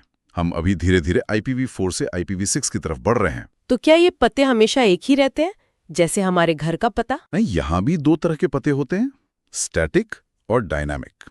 स्टैटिक आईपी एड्रेस आपके घर के पते जैसा है, जो कभी नहीं बदलता। ये वेबसाइटों के सर्वर के लिए जरूरी है, क्योंकि उनका पता बदलना नहीं चाहिए। वहीं हम जैसे आम यूजर्स को ज्यादातर डायनामिक आईपी एड्रेस मिलता है। ये एक होटल के कमरे जैसा है। जब भी आप इंटरनेट से जुड़ते हैं, आपका इंटरनेट प्रोवाइडर आपको एक खाली कमरा यानी एक अस्थायी आईपी दे देता है। ठीक है, तो एक बार जल्दी से इस पोस्टल सर्विस को समझ लेते हैं। जब हमने वेबसाइट खोली तो HTTPS ने एक सुरक्षित कनेक्शन बनाया। उस वेबसाइट का डेटा TCP ने छोटे छोटे पैकेट में तोड़ा और नंबर लगाया, और IP ने उन सभी पैकेट पर हमारे डिवाइस का और सर्वर का पता लिखा। और ये पता IPv4 या ज्यादा आधुनिक IPv6 हो सकता है। बिल्कुल सही। इस पोस्टल सर्विस ने अपना काम किया और जीमेल का पेज हमारे ब्राउजर पर खुल गया। अब हमारी कहानी का अगला हिस्सा शुरू होता है, ईमेल भेजना। हाँ, तो अब हमने अपनी तस्वीर अटैच की, दोस्त का ईमेल एड्रेस लिखा और सेंड बटन दबा दिया। अब क्या होगा? क्या यही TCP/IP वाली जोड़ी हमारा ईमेल भी लेकर जाएगी? लेकर तो यही जाएगी, क्योंकि इंटरनेट पर सारा डेटा इन्हीं के बनाए हाईवे पर चलता है। लेकिन ईमेल के लिए एक अलग तरह की सर्विस लेन और खास नियम है। यहाँ 3 प्रोटोकॉल की एक टीम काम करती है। सबसे पहला है SMTP यानी simple mail transfer protocol. Simple mail transfer protocol, नाम से तो आसान लग रहा है। और इसका काम भी बहुत सीधा है। SMTP वो डाकिया है जो सिर्फ आपके घर से चिट्ठियां उठाता है और नजदीकी पोस्ट ऑफिस तक ले जाता है। उसे इस बात से कोई मतलब नहीं कि वो चिट्ठी आगे कैसे जाएगी या पढ़ी जाएगी। जब आप सेंड दबाते हैं तो SMTP आपके ईमेल को आपके जीमेल से उठाकर गूगल के मेल सर्वर तक पहुंचा देता है। बस, इसका काम खत्म। सिर्फ भेजने का प्रोटोकॉल है। हाँ, सिर्फ भेजने का। तो SMTP ने हमारा ईमेल सर्वर तक पहुंचा दिया। अब दोस्त के इनबॉक्स तक कैसे पहुंचेगा? और जब वो अपना इनबॉक्स खोलेगा तो उसे वो ईमेल मिलेगा कैसे? यहाँ पे बाकी के 2 खिलाड़ी मैदान में आते हैं जो ईमेल पाने यानी रिसीव करने के लिए हैं। एक पुराना है और एक नया। पुराना खिलाड़ी है POP3 यानी पोस्ट ऑफिस प्रोटोकॉल 3। POP3 थोड़ा पुराने जमाने के दादाजी जैसा है, जो कहते हैं मेरी चिट्ठी मुझे दे दो और पोस्ट ऑफिस में इसका कोई काम नहीं। मतलब जब आप POP3 का इस्तेमाल करके ईमेल चेक करते हैं तो ये सारे ईमेल सर्वर से डाउनलोड करके आपके डिवाइस में ले आता है और सर्वर से उन्हें डिलीट कर देता है। ओहो, सर्वर से डिलीट ही कर देता है। हाँ, सर्वर का पोस्ट बॉक्स खाली। ये तब के लिए ठीक था जब लोगों के पास एक ही कंप्यूटर होता था। आज के जमाने में सोचिए, अगर आपने कंप्यूटर पे मेल डाउनलोड कर लिए तो वो आपके फोन पर नहीं दिखेंगे, और अगर कंप्यूटर खराब हो गया तो सारे ईमेल भी गए। हाँ, ये तो आज के हिसाब से बहुत बड़ी समस्या है। तो इसका समाधान क्या है? इसका समाधान है आज का सबसे आधुनिक और सबसे ज्यादा इस्तेमाल होने वाला प्रोटोकॉल, IMAP यानी internet message access protocol. IMAP का नई पीढ़ी जैसा है, जो कहता है सब कुछ क्लाउड में रखो, मैं इसे अपने फोन, लैपटॉप या स्मार्ट फ्रिज कहीं से भी देख लूंगा। IMAP आपके ईमेल को सर्वर से डिलीट नहीं करता, ये बस आपको सर्वर पर मौजूद मेल की एक कॉपी दिखाता है। अच्छा, तो इसीलिए जब मैं अपने फोन पर कोई ईमेल पढ़ती हूँ तो मेरे लैपटॉप पर भी वो पढ़ा हुआ यानी रीड मार्क हो जाता है। बिल्कुल, क्योंकि आप दोनों डिवाइस से एक ही सर्वर कॉपी को देख रहे हैं। आप फोन पर कोई ईमेल डिलीट करेंगे तो वो लैपटॉप से भी गायब हो जाएगा, क्योंकि वो असल में सर्वर से डिलीट हुआ है। IMAP ही वो जादू है जो आपके सभी डिवाइस पर आपके इनबॉक्स को सिंक रखता है। समझ गई। तो हमारी कहानी में आपके दोस्त का ईमेल ऐप IMAP का इस्तेमाल करके सर्वर से आपका भेजा हुआ ईमेल अपने फोन पर दिखाएगा। तो ईमेल की कहानी पूरी हुई। भेजने के लिए SMTP और सभी डिवाइसेस पर सिंक के साथ पाने के लिए IMAP। अब वापस उस परफेक्शनिस्ट TCP पर आते हैं। आपने कहा था कि उसका एक तेज तर्रार भाई भी है, वो कौन है? हाँ, अब उसकी बात करते हैं। हर काम के लिए एक ही औजार सही नहीं होता। इंटरनेट पर कुछ काम ऐसे हैं जहां भरोसे से ज्यादा रफ्तार की जरूरत होती है। यहीं पर आता है यूडीपी, यानी यूजर डेटाग्राम प्रोटोकॉल। अगर टीसीपी एक भरोसेमंद कुरियर सर्विस है जो हर पैकेट का हिसाब रखती है, डिलीवरी की रसीद लेती है और खो जाने पर दोबारा भेजती है, तो यूडीपी एक ऐसा डाकिया है जो बस तेजी से चिट्ठियां फेंकता जाता है।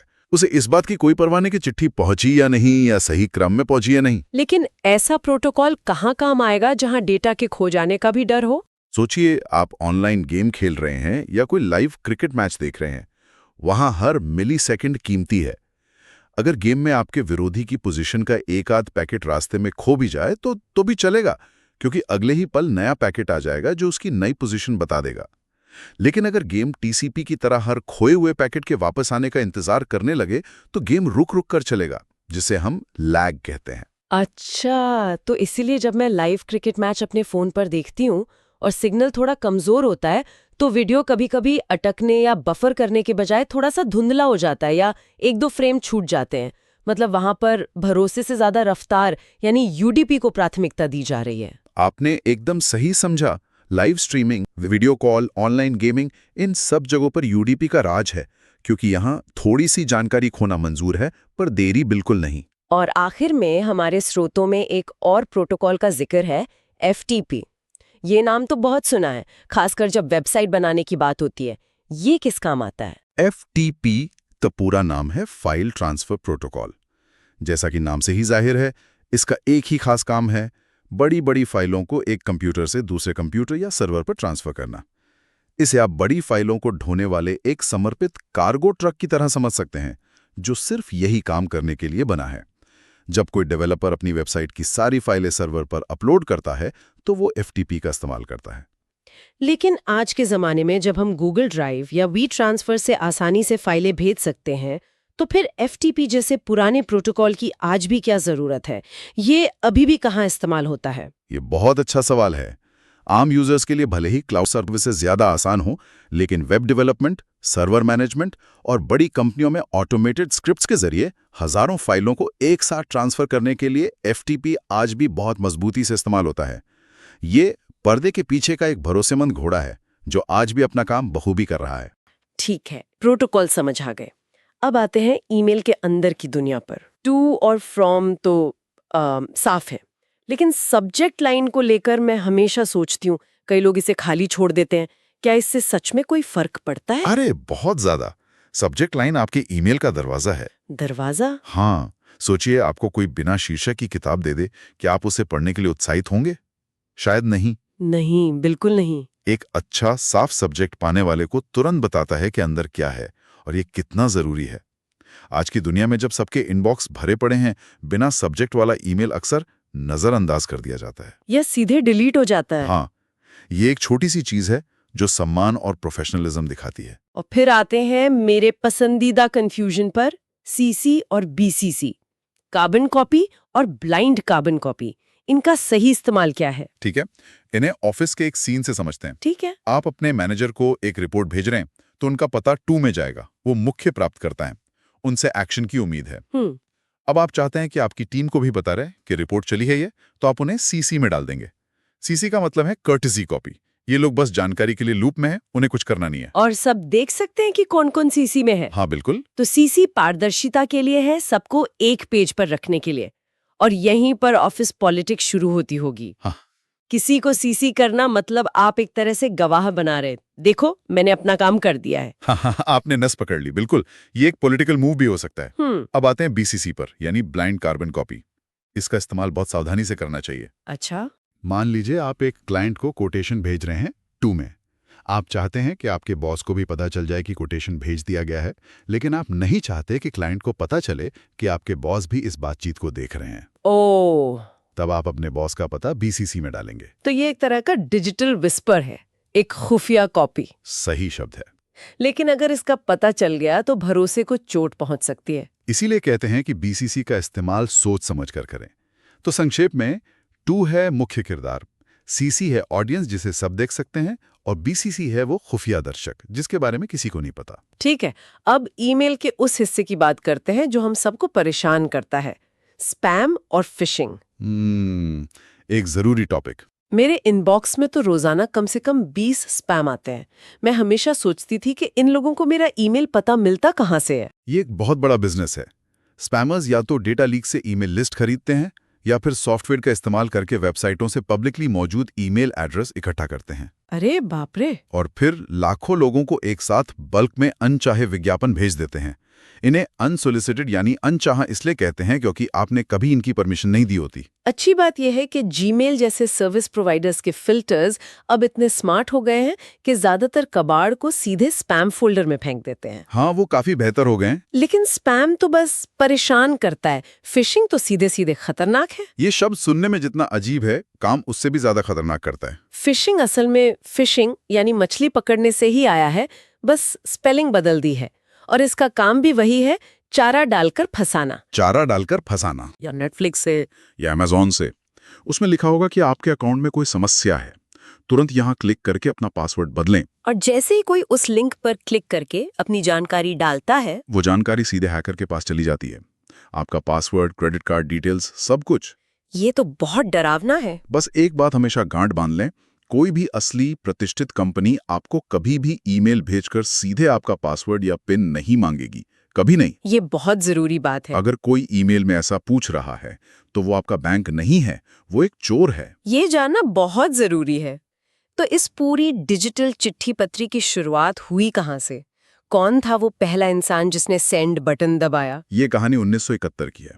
एक इंजीनियर थे, रे टॉमलिंसन। रे टॉमलिंसन। हाँ, वो एयरपानेट नाम के एक नेटवर्क पर काम कर रहे थे, जो आज के इंटरनेट का दादाजी समझ लीजिए। उन्होंने 2 मशीनों के बीच पहला नेटवर्क ईमेल भेजा। अच्छा। लेकिन उनकी सबसे बड़ी देन थी एक छोटा सा सिंबल, एट चिन्ह। आज ये हमारी डिजिटल पहचान का हिस्सा है। लेकिन उन्होंने यही क्यों चुना? क्योंकि ये एक बहुत ही सीधी सादी समस्या को सुलझा रहा था। हम्म। उन्हें ये बताना था कि संदेश किस यूजर के लिए है और वो यूजर किस होस्ट कंप्यूटर पर है।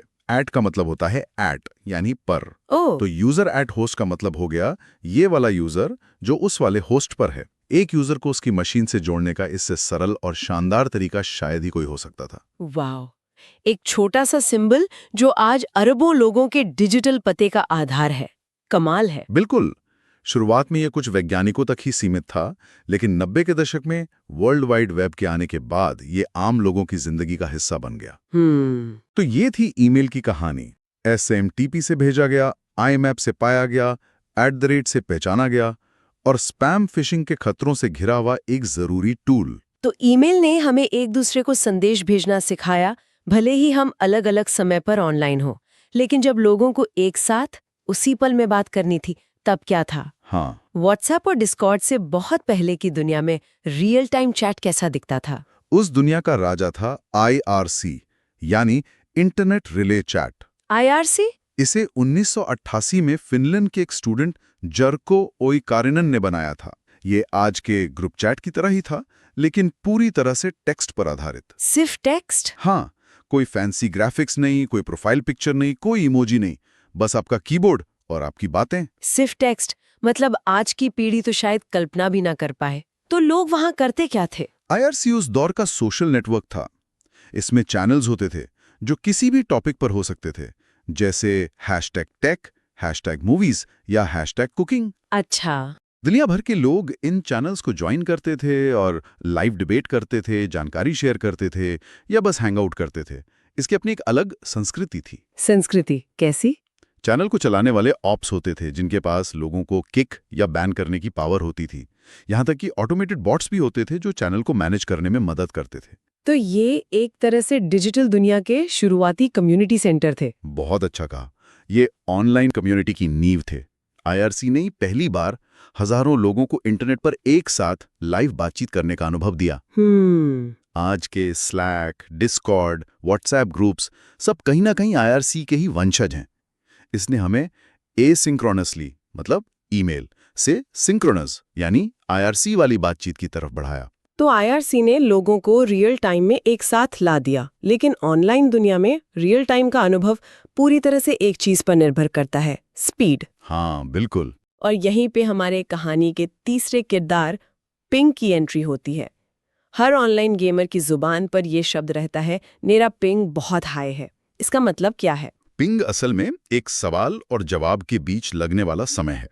ये नेटवर्क की लेटेंसी या देरी को मापता है। लेटेंसी। हाँ, जब आपका कंप्यूटर गेम सर्वर को एक छोटा सा डेटा पैकेट भेजता है तो पिंग ये मापता है कि उस पैकेट को सर्वर तक जाने और वहां से जवाब वापस आने में कितने मिलीसेकंड लगे। इसे किसी आसान उदाहरण से समझा सकते हैं? बिल्कुल। सोचिए, आप एक घाटी में खड़े हैं और जोर से अपना नाम पुकारते हैं। ठीक है। आपकी आवाज सामने वाले पहाड़ से टकराकर वापस आती है, जिसे हम गूंज कहते हैं। आवाज के जाने और गूंज के वापस आने में जो समय लगा, वही आपका पिंग टाइम है। अच्छा, तो अगर गूंज तुरंत वापस आ गई मतलब पहाड़ नजदीक है। और इंटरनेट की दुनिया में इसका मतलब है कि सर्वर से आपका कनेक्शन बहुत तेज और रिस्पॉन्सिव है, यानी आपका पिंग लो है। लेकिन अगर गूंज बहुत देर से आती है तो मतलब पहाड़ दूर है या बीच में कोई रुकावट है। इसका मतलब है कि आपका पिंग हाई है और आपका कनेक्शन धीमा है। और ऑनलाइन गेम्स में ये इतनी बड़ी बात क्यों है? 1-2 मिलीसेकंड की देरी से क्या फर्क पड़ता है? अरे, कॉम्पिटिटिव गेम्स में हर मिलीसेकंड मायने रखता है। मान लीजिए आपका पिंग 200 ms है। हाँ। जब आप दुश्मन को देखकर गोली चलाने का बटन दबाते हैं तो ये कमांड सर्वर तक पहुंचने और वापस आने में 200 मिलीसेकंड की देरी करेगा। तब तो दुश्मन शायद वहां से हट चुका होगा। आपको स्क्रीन पर जो दिख रहा है और सर्वर पर जो असल में हो रहा है, उसके बीच एक गैप आ जाता है।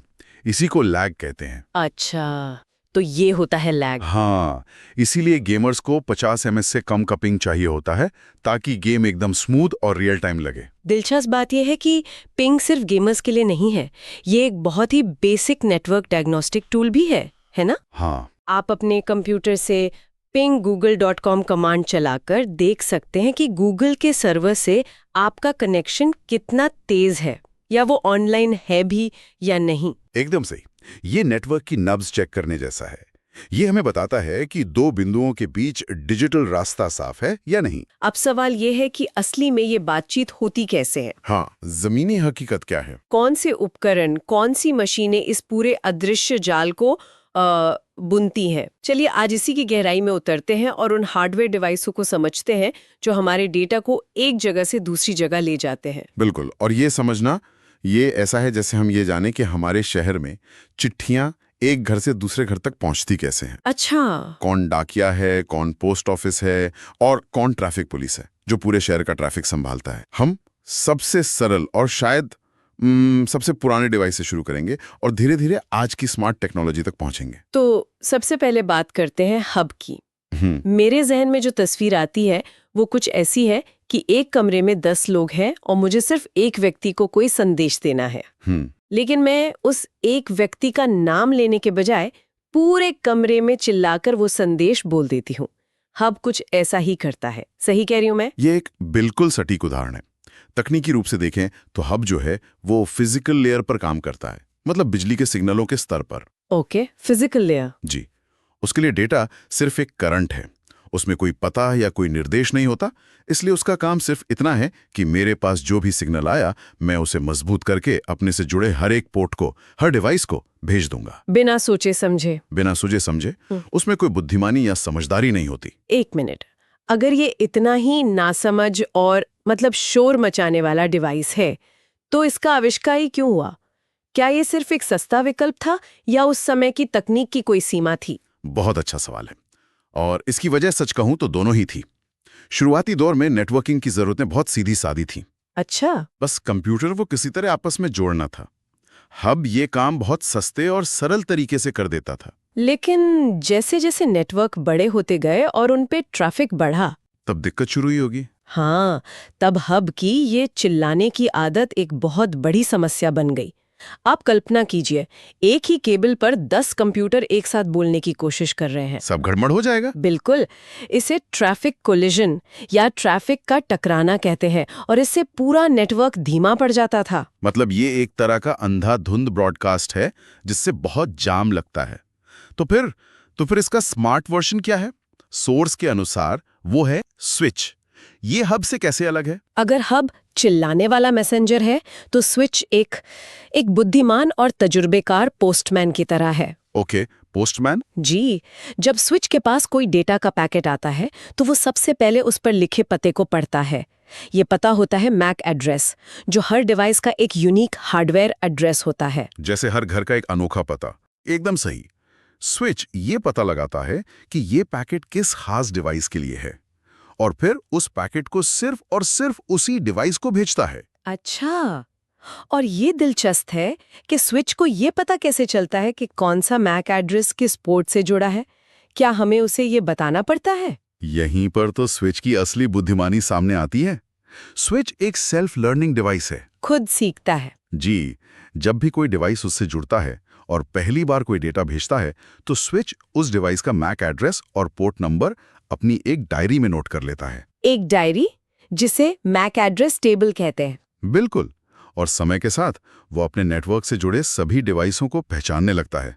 यह एक ऐसे बिल्डिंग के गार्ड की तरह है जो धीरे धीरे सभी रहने वालों के चेहरे और उनके फ्लैट नंबर याद कर लेता है। वाह, तो इसका मतलब ये हुआ कि जब मैं ऑफिस में अपने कंप्यूटर पर काम कर रही हूँ तो स्विच ये पक्का करता है कि मेरा डेटा सिर्फ सर्वर तक जाए, न कि मेरे बगल वाले सहयोगी के कंप्यूटर पर। जी हाँ, ये तो गति के साथ साथ सुरक्षा के लिहाज से भी बहुत जरूरी है। बिल्कुल सही।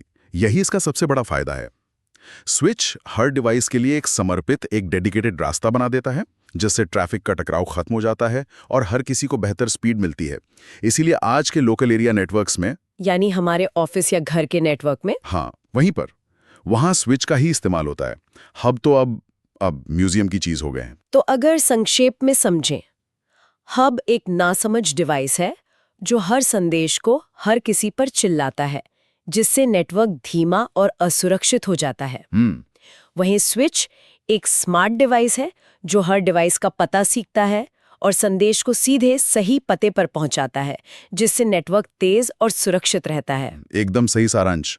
अब हमारे ऑफिस के कंप्यूटर तो आपस में तेजी से बात कर पा रहे हैं। ठीक है, तो स्विच ने हमारे घर या ऑफिस के कंप्यूटरों को आपस में जोड़कर एक छोटा कुशल नेटवर्क बना दिया।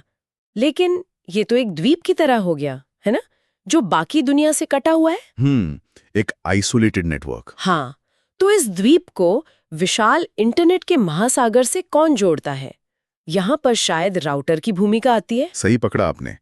अगर स्विच एक बिल्डिंग का इंटरकॉम सिस्टम है जो सभी फ्लैट्स को आपस में जोड़ता है, तो राउटर उस बिल्डिंग का मेन गेटकीपर और ट्रैफिक कंट्रोलर है। गेटकीपर? जी, इसका काम है दो अलग अलग नेटवर्कों को जोड़ना, जैसे आपके घर का लोकल नेटवर्क यानी लैन और बाहर का इंटरनेट यानी वैन। और ये किस लेयर पर काम करता है? ये नेटवर्क लेयर पर काम करता है। मतलब ये सिर्फ बिजली के सिग्नल या हार्डवेयर एड्रेस को नहीं, बल्कि लॉजिकल एड्रेस को समझता है, जिसे हम आईपी एड्रेस कहते हैं। ये चिट्ठी पर लिखे पूरे पते जैसा हो गया। बिल्कुल वैसा ही। तो राउटर ये तय करता है कि इंटरनेट से आने वाला कौन सा डेटा, जैसे कोई यूट्यूब वीडियो मेरे फोन पर चलेगा और कौन सा ईमेल मेरे लैपटॉप पर जाएगा, और सोर्स कहते हैं कि ये सबसे अच्छा रास्ता भी चुनता है। हाँ, इसीलिए तो इसे राउटर कहते हैं, क्योंकि ये डेटा के लिए रूट या रास्ता तय करता है। अच्छा। राउटर के पास एक राउटिंग टेबल होती है। आप इसे गूगल मैप्स की तरह समझ सकती हैं। ओके। जब भी कोई डेटा पैकेट आता है ना, तो राउटर उस टेबल को देखकर तय करता है कि इस पैकेट को उसकी मंजिल तक पहुंचाने का सबसे छोटा और सबसे तेज रास्ता कौन सा है। अगर एक रास्ता जाम है तो उसे दूसरे रास्ते से भेज देगा। ये आपके घर के नेटवर्क का मैनेजर है। तो राउटर ट्रैफिक पुलिस हो गया। लेकिन इंटरनेट हमारे घर तक आता कैसे? सोर्स में मोडेम का जिक्र है, और ये कि इसके बिना इंटरनेट नहीं चल सकता। ये डिवाइस क्या करता है? मोडेम एक, आप कह सकते हैं, एक अनुवादक या ट्रांसलेटर की तरह है। ट्रांसलेटर? जी, जो इंटरनेट सिग्नल हमारे इंटरनेट सर्विस प्रोवाइडर से आता है, चाहे टेलीफोन लाइन से हो या केबल से, वो एनालॉग सिग्नल होता है। एनालॉग मतलब लहरों जैसा? हाँ, एक लहर की तरह समझ लीजिए।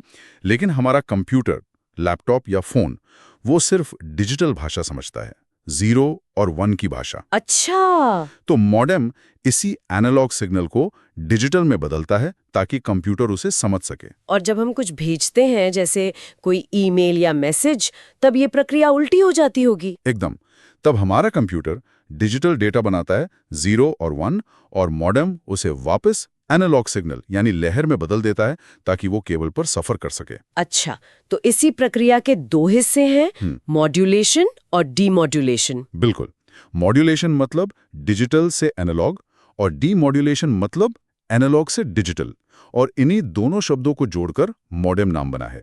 Modulator, demodulator.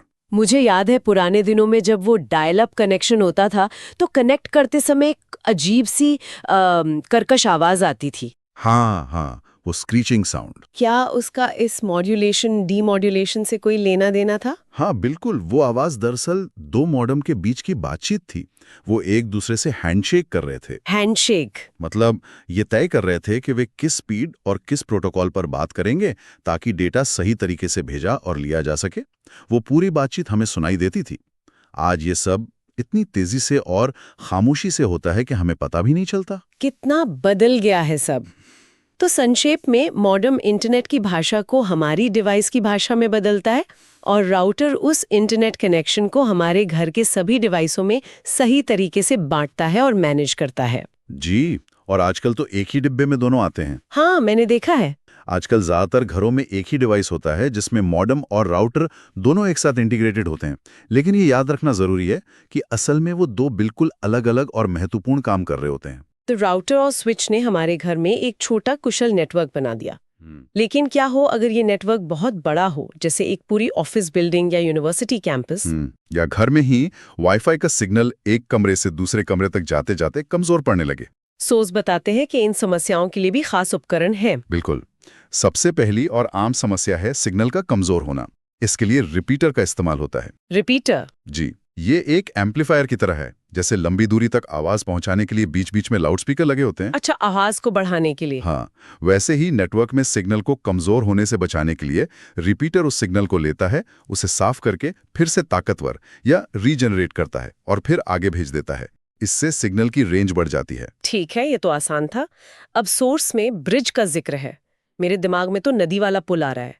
क्या नेटवर्क में भी इसका काम कुछ वैसा ही है? हाँ, काम वैसा ही है, लेकिन ये एक बुद्धिमान पुल है। बुद्धिमान पुल? मान लीजिए एक ऑफिस में दो अलग अलग डिपार्टमेंट है, सेल्स और अकाउंट्स, और दोनों का अपना अपना लोकल नेटवर्क है। अब हम चाहते हैं कि ये दोनों आपस में बात कर सकें। हम उन्हें एक ब्रिज से जोड़ सकते हैं। ठीक है। अब ब्रिज ये देखेगा कि सेल्स डिपार्टमेंट का डेटा क्या सिर्फ सेल्स के लोगों के लिए है। अगर हाँ, तो वो उसे अकाउंट्स की तरफ जाने नहीं देगा। अच्छा, वो ट्रैफिक को फिल्टर करता है। एकदम। और अगर कोई डेटा अकाउंट्स के लिए है तभी उसे पुल पार करने की इजाजत देगा। इससे दोनों नेटवर्कों पर बेवजह का ट्रैफिक कम हो जाता है। तो ब्रिज की शर्त यह है कि दोनों नेटवर्क एक ही प्रोटोकॉल या नियमों पर काम करते हों, जैसे एक ही कंपनी के दो डिपार्टमेंट। जी, ये जरूरी है। लेकिन अगर दो बिल्कुल अलग अलग तरह के नेटवर्क्स को जोड़ना हो, जो अलग अलग नियमों पर चलते हो, तब क्या होगा? उस काम के लिए हमारे पास सबसे शक्तिशाली डिवाइस है गेटवे। गेटवे? जैसा कि नाम से ही जाहिर है, ये एक नेटवर्क का मुख्य दरवाजा है। गेटवे एक तरह का यूनिवर्सल ट्रांसलेटर और इंटरप्रेटर है। इसका सबसे अच्छा उदाहरण हमारा अपना वाईफाई राउटर है, जो एक गेटवे की तरह भी काम करता है। हमारा राउटर, वो कैसे? देखिए, ये हमारे घर के लोकल नेटवर्क को, जो एक अलग दुनिया है, विशाल बाहरी नेटवर्क यानी इंटरनेट से जोड़ता है, जो बिल्कुल अलग नियमों पर चलता है। गेटवे प्रोटोकॉल को बदलने की क्षमता रखता है ताकि दो अलग अलग नेटवर्क भी एक दूसरे से बात कर सकें। यानी ये सिर्फ एक पुल नहीं है, बल्कि एक दूतावास जैसा है, जहां दो अलग अलग देशों के नियम कानून आकर मिलते हैं और एक अनुवादक की मदद से वो आपस में बात कर पाते हैं। बहुत बढ़िया तुलना है। ये सिर्फ रास्ता नहीं दिखाता, बल्कि संवाद को संभव बनाता है। तो अगर हम इन तीनों को एक साथ देखें, रिपीटर कमजोर सिग्नल को फिर से ताकत देता है। ब्रिज दो एक जैसे नेटवर्कों को समझदारी से जोड़ता है ताकि ट्रैफिक कम हो, और गेटवे दो अलग अलग नेटवर्कों के बीच एक दरवाजे और अनुवादक का काम करता है। अब जब हम इंटरनेट से जुड़ने की बात कर ही रहे हैं, तो सोर्स में कनेक्शन के तरीकों के विकास का भी जिक्र है। पुराना तरीका था डायल अप। मुझे याद है, अगर किसी को फोन करना होता था तो इंटरनेट बंद करना पड़ता था। हाँ, वो इंटरनेट का शुरुआती दौर था उस समय। टेलीफोन लाइन या तो फोन कॉल के लिए इस्तेमाल हो सकती थी या इंटरनेट के लिए, दोनों एक साथ नहीं। और स्पीड तो बहुत ही कम थी। स्पीड किलोबाइट प्रति सेकंड यानी केबीपीएस में नापी जाती थी। आज हम ब्रॉडबैंड का इस्तेमाल करते हैं, जैसे डीएसएल या फाइबर ऑप्टिक। ये हमेशा चालू रहने वाला बहुत तेज स्पीड वाला कनेक्शन है। ये तो जमीन आसमान का फर्क हो गया। डायलअप से ब्रॉडबैंड पर आना ऐसा था जैसे बैलगाड़ी से उतरकर हवाई जहाज में बैठ जाना। आज हम वीडियो स्ट्रीम कर सकते हैं, ऑनलाइन गेम खेल सकते हैं। ये सब ब्रॉडबैंड की वजह से ही संभव हुआ है। और ये सारी जानकारी, वेबसाइटें, वीडियो जो हम ब्रॉडबैंड के जरिए एक्सेस करते हैं, ये सब आता कहाँ से है? इसके लिए सोर्स में सर्वर शब्द का इस्तेमाल हुआ है। ये क्या होता है? सर्वर एक बहुत शक्तिशाली कंप्यूटर सिस्टम है। आप इसे एक बहुत बड़ी लाइब्रेरी की तरह समझ सकती हैं, जो 24 घंटे 7 दिन खुली रहती है। एक लाइब्रेरी? जी। जब भी हम अपने ब्राउजर में हम्म कोई वेबसाइट का नाम डालते हैं, जैसे google.com, हम्म तो हमारा कंप्यूटर, जिसे क्लाइंट कहते हैं, हम्म उस वेबसाइट के सर्वर को एक अनुरोध, एक रिक्वेस्ट भेजता है। ओके। सर्वर उस अनुरोध को प्रोसेस करता है, वो वेबसाइट की जानकारी ढूंढता है और उसे वापस हमारे कंप्यूटर पर भेज देता है, और फिर हमें वो वेबसाइट दिखाई देती है। तो इंटरनेट पर मौजूद सारी जानकारी, हर वेबसाइट, हर वीडियो, हर तस्वीर इन्हीं सर्वरों पर स्टोर रहती है जो दुनिया भर में फैले हुए हैं। बिल्कुल। और ये सिर्फ वेबसाइटों के लिए नहीं होते। जब आप किसी को ईमेल भेजती हैं, तो वो एक मेल सर्वर पर जाता है। जब आप क्लाउड पर कोई फाइल सेव करती हैं, तो वो एक फाइल सर्वर पर जा रही होती है। अच्छा। ये सर्वर बड़े बड़े डेटा सेंटरों में रखे होते हैं और इनका काम ही सर्व करना, यानी जानकारी प्रदान करना है। पूरा इंटरनेट क्लाइंट और सर्वर के इसी रिश्ते पर चलता है।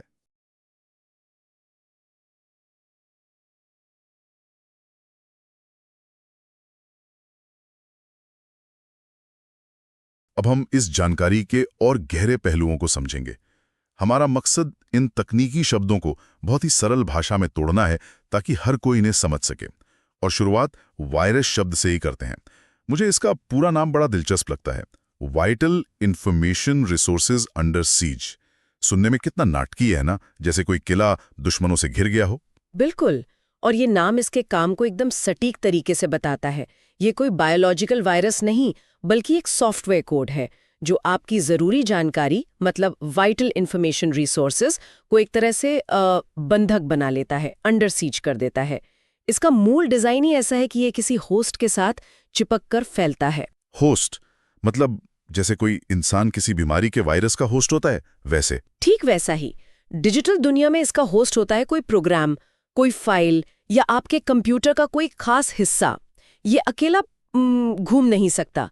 इसे एक गाड़ी चाहिए, और वो गाड़ी है कोई .exe फाइल, कोई वर्ड डॉक्यूमेंट या कुछ और। अच्छा। और एक बार जब ये आपके सिस्टम में आ जाता है, तो इसका पहला काम होता है अपनी कॉपी बनाना और दूसरे होस्ट ढूंढना। जैसे एक पेन ड्राइव का उदाहरण आपने दिया था, हाँ। उसे कंप्यूटर में लगाया और वायरस फैल गया। हाँ बिल्कुल। वो पेन ड्राइव से निकलकर कंप्यूटर की फाइलों में अपनी कॉपी बना लेगा। अब वो कंप्यूटर भी संक्रमित हो गया। ये तो समझ में आता है, पर ये फैलता हुआ करता क्या है? क्या इसका मकसद सिर्फ अपनी संख्या बढ़ाना ही है? नहीं, संख्या बढ़ाना तो इसका तरीका है, मकसद नहीं। मकसद तो कुछ भी हो सकता है। सिस्टम को धीमा कर देना, फाइलों को डिलीट करना, स्क्रीन पर कोई मजाकिया संदेश दिखाना। या फिर निजी जानकारी चुराना, जैसे पासवर्ड्स या बैंक डिटेल्स। हाँ बिल्कुल। और वो सबसे खतरनाक मकसद है, अपने बनाने वाले तक वो जानकारी पहुंचाना। ये वाकई चिंता की बात है। इससे मेरे मन में एक सवाल आता है कि ये सब शुरू कहाँ से हुआ? क्या पहला वायरस भी इतना ही खतरनाक था, या इसकी शुरुआत कुछ और थी? बहुत अच्छा सवाल है, क्योंकि इसकी शुरुआत बिल्कुल भी खतरनाक नहीं थी। पहला जिसे हम वायरस कह सकते हैं वो 1971 में बना था। नाम था क्रीपर। क्रीपर? हाँ, क्रीपर ये आरपानेट, जो आज के इंटरनेट का आप कह सकते हैं पूर्वज था, उस पर फैलता था। लेकिन ये कुछ डिलीट नहीं करता था, कुछ चुराता नहीं था। तो करता क्या था? ये बस एक कंप्यूटर से दूसरे पर जाकर एक संदेश दिखाता था। I am the creeper, catch me if you can. मैं क्रीपर हूं, पकड़ सको तो पकड़ लो। मतलब ये तो एक तरह का मजाक या एक प्रयोग था, ये देखने के लिए कि कोई प्रोग्राम नेटवर्क पर खुद से चल सकता है या नहीं। बिल्कुल, ये एक प्रूफ ऑफ कॉन्सेप्ट था। और मजे की बात यह है कि इसे हटाने के लिए जो पहला एंटीवायरस जैसा प्रोग्राम बना, उसका नाम था रीपर। रीपर? क्रीपर को पकड़ने वाला रीपर? हाँ। ये तो किसी कॉमिक बुक की कहानी जैसा लगता है, एक विलेन और फिर उसे पकड़ने वाला हीरो। लेकिन फिर ये मजाक एक गंभीर समस्या में कैसे बदल गया? वो कौन सा मोड़ था जहां से ये प्रोग्राम विनाशकारी होने लगे? तभी बदलने लगा। 1987 में आया जेरूसलम वायरस। ये बहुत कुख्यात हुआ था क्योंकि इसका एक पैटर्न था। पैटर्न? कैसा पैटर्न? ये हर उस शुक्रवार को एक्टिव होता था जब महीने की 13 तारीख पड़ती थी, जिसे फ्राइडे द 13th कहते हैं। और एक्टिव होने पर यह उस कंप्यूटर की सभी प्रोग्राम फाइलों को डिलीट कर देता था। ओहो। यह पहली बार था जब एक वायरस ने इतने बड़े पैमाने पर डेटा का विनाश किया। मतलब क्रीपर ने दरवाजा खोला और दिखाया कि प्रोग्राम नेटवर्क पर फैल सकते हैं, लेकिन जेरूसलम जैसे वायरस ने दिखाया कि उस दरवाजे से घुसकर घर में आग भी लगाई जा सकती है। एकदम सही। यहीं से वायरस एक अकादमिक प्रयोग से एक डिजिटल हथियार बन गया। तो क्या ये सभी हथियार एक जैसे दिखते हैं, या इनके भी अलग अलग प्रकार होते हैं जो अलग अलग तरीके से हमला करते हैं? इनके काम करने के तरीके और इनके निशाने के आधार पर इन्हें अलग-अलग श्रेणियों में बांटा गया है। सबसे आम प्रकार है फाइल वायरस, या जिसे फाइल इन्फेक्टर वायरस कहते हैं। File virus. नहीं, नाम से तो लग रहा है ये फाइलों को निशाना बनाता होगा। बिल्कुल, ये प्रोग्राम फाइलों, खासकर .exe या .com फाइलों से चिपक जाता है। जब भी आप उस प्रोग्राम को चलाते हैं तो पहले वायरस का कोड चलता है और फिर असली प्रोग्राम। आपको पता भी नहीं चलता कि बैकग्राउंड में वायरस एक्टिव हो चुका है। मतलब ये परजीवी की तरह है। जब तक होस्ट जिंदा है और काम कर रहा है, ये भी उसके साथ जुड़ा रहता है और अपना काम करता रहता है। बिल्कुल। दूसरा और शायद ज्यादा खतरनाक प्रकार है boot sector virus. Boot sector, ये क्या होता है? ये कंप्यूटर के उस हिस्से पर हमला करता है जो ऑपरेटिंग सिस्टम को लोड करने, यानी कंप्यूटर को बूट करने के लिए जिम्मेदार होता है। कल्पना कीजिए कि कोई आपकी कार की चाबी ही बदल दे, तो कार स्टार्ट ही नहीं होगी। अच्छा, समझ गया। ये वायरस ठीक वही काम करता है। ये हार्ड ड्राइव के सबसे जरूरी हिस्से को इन्फेक्ट कर देता है। इसका कोई मशहूर उदाहरण है जिसने सच में तबाही मचाई हो? हाँ, 1991 में आया मीचेलएंजेलो वायरस। इसने दुनिया भर में दहशत फैला दी थी। मीडिया में खबरें थीं कि 6 मार्च को ये वायरस दुनिया भर की लाखों कंप्यूटरों का डेटा मिटा देगा। लोग डरे हुए थे। तो क्या ऐसा हुआ था? असल में नुकसान उतना बड़ा नहीं हुआ, लेकिन इसने पहली बार आम जनता को कंप्यूटर वायरस के खतरे के बारे में जागरूक किया। इसी का एक और उदाहरण था स्टोन्ड वायरस, जो स्क्रीन पर बस एक संदेश दिखाता था, your PC is now stoned. ये मजाकिया था, पर था तो बूट सेक्टर वायरस है। और तीसरा प्रकार कौन सा है? तीसरा है मैक्रो वायरस। ये 90s के दशक में बहुत आम हुआ जब माइक्रोसॉफ्ट ऑफिस मतलब वर्ड और एक्सेल का इस्तेमाल बढ़ा। अच्छा। इन प्रोग्राम्स में मैक्रो नाम का एक फीचर होता है जो दोहराए जाने वाले कामों को ऑटोमेट करने के लिए छोटे-छोटे प्रोग्राम्स लिखने की सुविधा देता है। हैकर्स ने इसी का फायदा उठाया। कैसे? उन्होंने वायरस को मैक्रो के रूप में लिखना शुरू कर दिया, जो डॉक्यूमेंट के अंदर छिपा होता था। जैसे ही कोई उस वर्ड या एक्सेल फाइल को खोलता, वायरस एक्टिव हो जाता और उसके कंप्यूटर के दूसरे डॉक्यूमेंट्स में भी फैल जाता। यानी ये ऑफिस के काम के बहाने सिस्टम में घुसपैठ करता था। कॉन्सेप्ट वायरस शायद इसी का उदाहरण था। सही पकड़ा। कॉन्सेप्ट वायरस पहला मैक्रो वायरस था जिसने दिखाया कि ये कितना आसान और प्रभावी तरीका हो सकता है। तो मतलब अगर आसान भाषा में समझें तो हाँ, फाइल वायरस प्रोग्राम के अंदर छिपता है, हाँ, बूट सेक्टर वायरस कंप्यूटर के स्टार्ट होने वाले सिस्टम पर हमला करता है, सही, और मैक्रो वायरस वर्ड या एक्सेल जैसी हमारी रोजमर्रा की फाइलों के जरिए फैलता है। बिल्कुल सही। हमने वायरस के बारे में तो बात कर ली, लेकिन ट्रोजन हॉर्स और वॉर्म जैसे शब्द भी बहुत सुनने में आते हैं। लोग अक्सर इन सभी को वायरस ही बोल देते हैं। क्या इनमें कोई फर्क है? ये एक बहुत बड़ा कंफ्यूजन है। ये सभी मैलवेयर यानी मलिशियस सॉफ्टवेयर की श्रेणी में आते हैं, लेकिन इनके काम करने का तरीका और इनकी फितरत बिल्कुल अलग है। अच्छा। इन्हें एक ही समझना ऐसी गलती है जैसे शेर, चीता और तेंदुए तीनों को बिल्ली कह देना। दिलचस्प। तो चलिए इस फर्क को समझते हैं। ट्रोजन हॉर्स क्या है? इसका नाम तो ग्रीस की कहानी जैसा लगता है। और इसका काम भी ठीक उसी कहानी जैसा है। कहानी में ग्रीक सैनिकों ने एक लकड़ी का घोड़ा बनाकर ट्रॉय शहर को तोहफे के तौर पर दिया था। हाँ, मुझे याद है। ट्रॉय के लोग उसे अंदर ले आए और रात में घोड़े के अंदर छिपे सैनिकों ने दरवाजे खोल दिए और शहर पर कब्जा हो गया। डिजिटल ट्रोजन हॉर्स भी यही करता है। मतलब धोखा देता है। बिल्कुल। ये एक उपयोगी या मजेदार सॉफ्टवेयर होने का नाटक करता है, जैसे कोई फ्री गेम, कोई वीडियो प्लेयर या कोई एंटीवायरस ही क्यों ना हो। आप उसे डाउनलोड करके इंस्टॉल करते हैं और वो अपना काम भी करेगा, लेकिन उसके अंदर छिपा मैलवेयर बैकग्राउंड में हैकर के लिए दरवाजा खोल देगा। मतलब वायरस अपनी पहचान नहीं छिपाता, वो बस फैलता है, पर ट्रोजन भेस बदल कर आता है। तो फिर वॉर्म क्या है? वॉर्म इन सबसे अलग और शायद सबसे ज्यादा तेजी से फैलने वाला मैलवेयर है। वायरस को फैलने के लिए एक होस्ट फाइल चाहिए, सही? हाँ, और उसे एक्टिवेट करने के लिए अक्सर इंसान का कोई एक्शन चाहिए, जैसे क्लिक करना। सही। वॉर्म को इन दोनों की जरूरत नहीं होती। ये एक स्टैंड अलोन प्रोग्राम है और ये नेटवर्क में सुरक्षा की कमजोरियों का फायदा उठाकर खुद को एक कंप्यूटर से दूसरे कंप्यूटर पर कॉपी करता जाता है, बिना किसी की मदद के। ये तो बहुत खतरनाक लगता है। और ये है भी। इसका सबसे कुख्यात उदाहरण है साल 2000 में आया I love you worm. I love you, ये कैसा नाम है? यही को उसकी चालाकी थी। ये आई लव यू सब्जेक्ट वाली एक ईमेल के जरिए फैला, जिसके साथ एक अटैचमेंट होता था loveletterforyou.txt.vbs।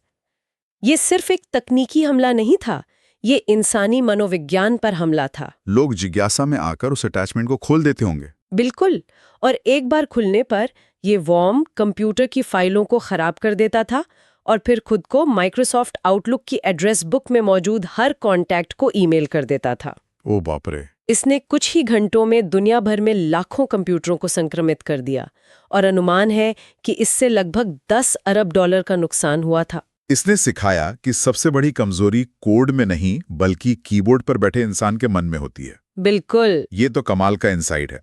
तो अगर इसे समझें, वायरस को सवारी चाहिए, ट्रोजन भेस बदलता है और वर्म अपने आप चलता है। इनके अलावा भी कोई आधुनिक खतरे हैं? हाँ, खतरे लगातार विकसित हो रहे हैं। 2 और हैं जिनका जिक्र जरूरी है।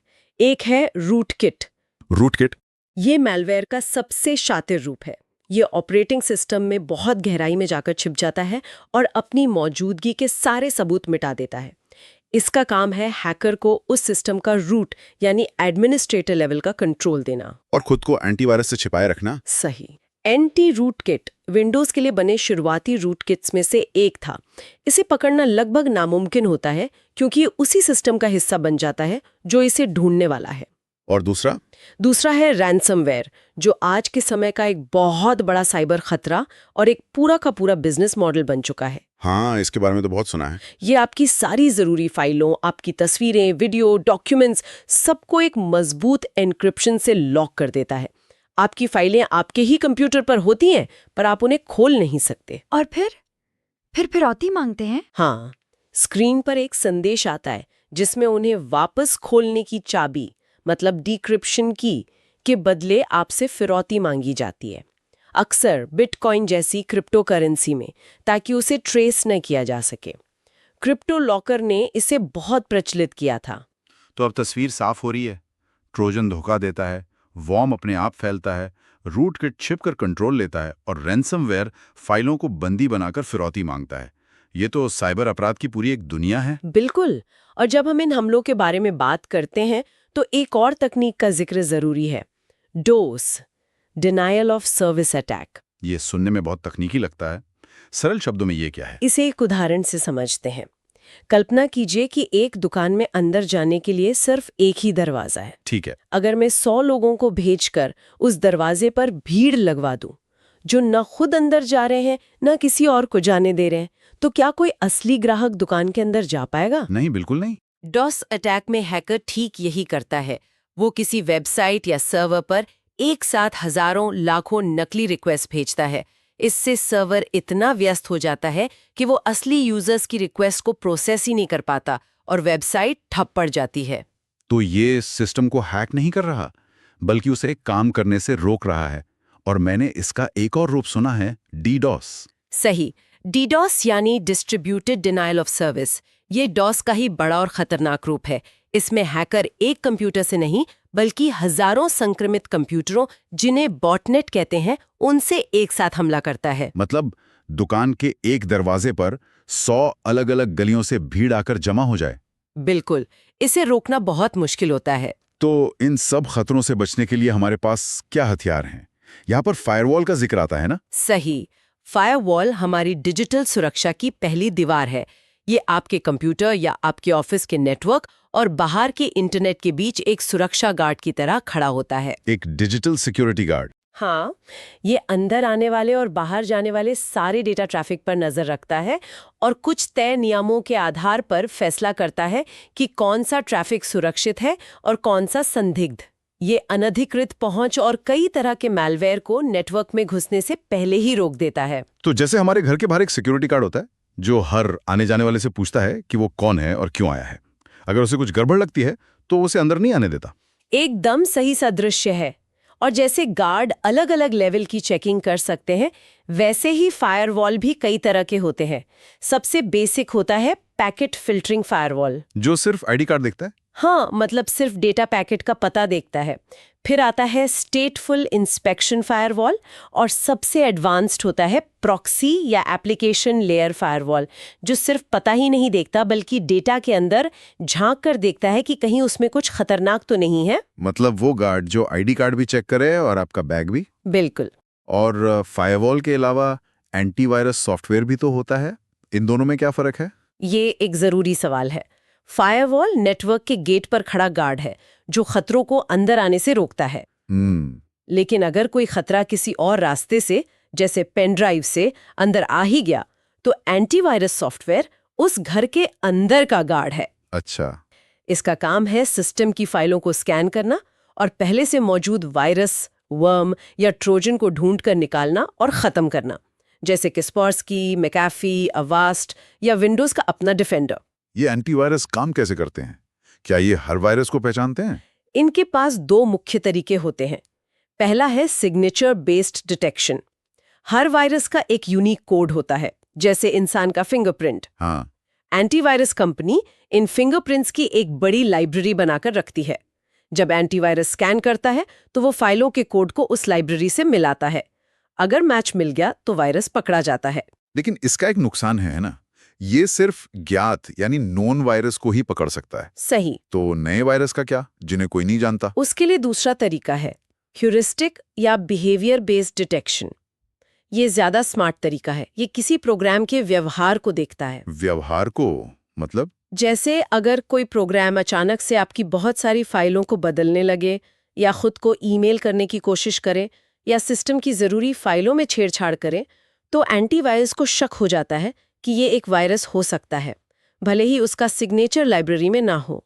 अच्छा, तो ये उस पुलिस वाले की तरह है जो किसी को सिर्फ शक्ल से नहीं बल्कि उसकी संदिग्ध हरकतों से पहचान लेता है। बिल्कुल सही। बैंडविड्थ।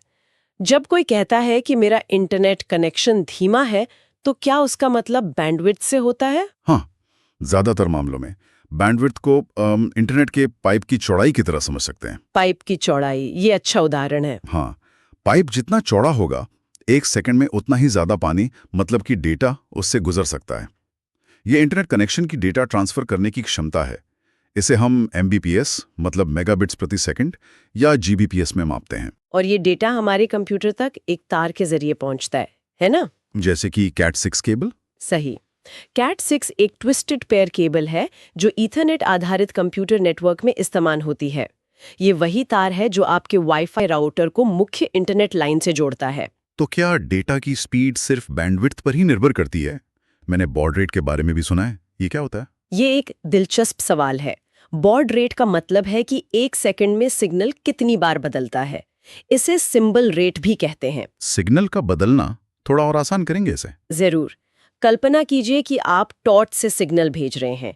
आप 1 सेकंड में जितनी बार टॉर्च को ऑन ऑफ करते हैं, वो आपका बॉड रेट है। अच्छा, अब समझी मैं। हाँ, तो पहले एक ऑन ऑफ में एक ही बिट डेटा जाता था, पर अब तकनीक इतनी एडवांस है कि एक ही सिग्नल बदलाव में हम कई बिट्स भेज देते हैं।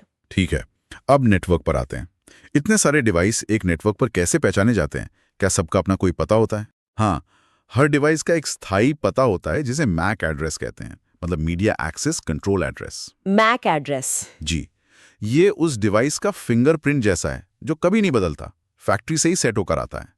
लेकिन जब हम घर पर कई डिवाइसेस जैसे फोन, लैपटॉप एक ही वाईफाई से जोड़ते हैं, तो वो सब बाहर की दुनिया के लिए एक ही IP एड्रेस का इस्तेमाल करते हैं। एक ही IP एड्रेस?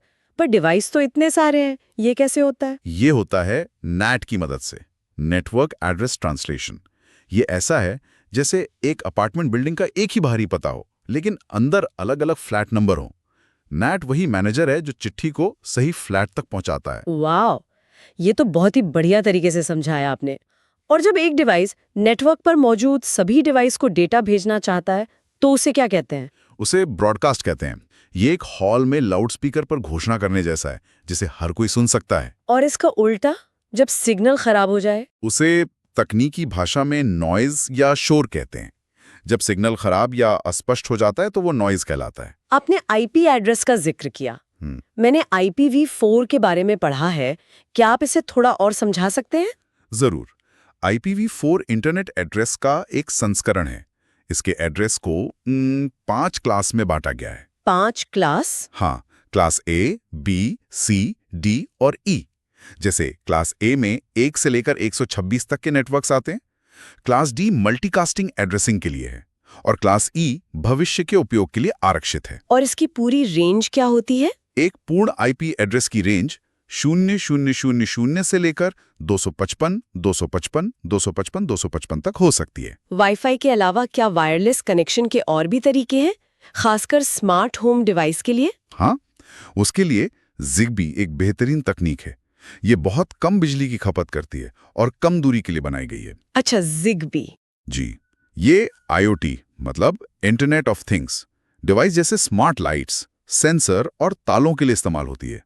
ये डिवाइस आपस में जुड़कर एक मेश नेटवर्क बनाते हैं जिससे वे एक दूसरे से बात कर सकते हैं। और अगर किसी कंप्यूटर को दूर से एक्सेस करना हो या अपना डेटा कहीं सुरक्षित रखना हो तो? दूर से किसी कंप्यूटर को एक्सेस करने के लिए टेलनेट का उपयोग होता है और डेटा को इंटरनेट पर किसी सर्वर पर स्टोर करने के लिए क्लाउड स्टोरेज है ताकि उसे कहीं से भी एक्सेस किया जा सके।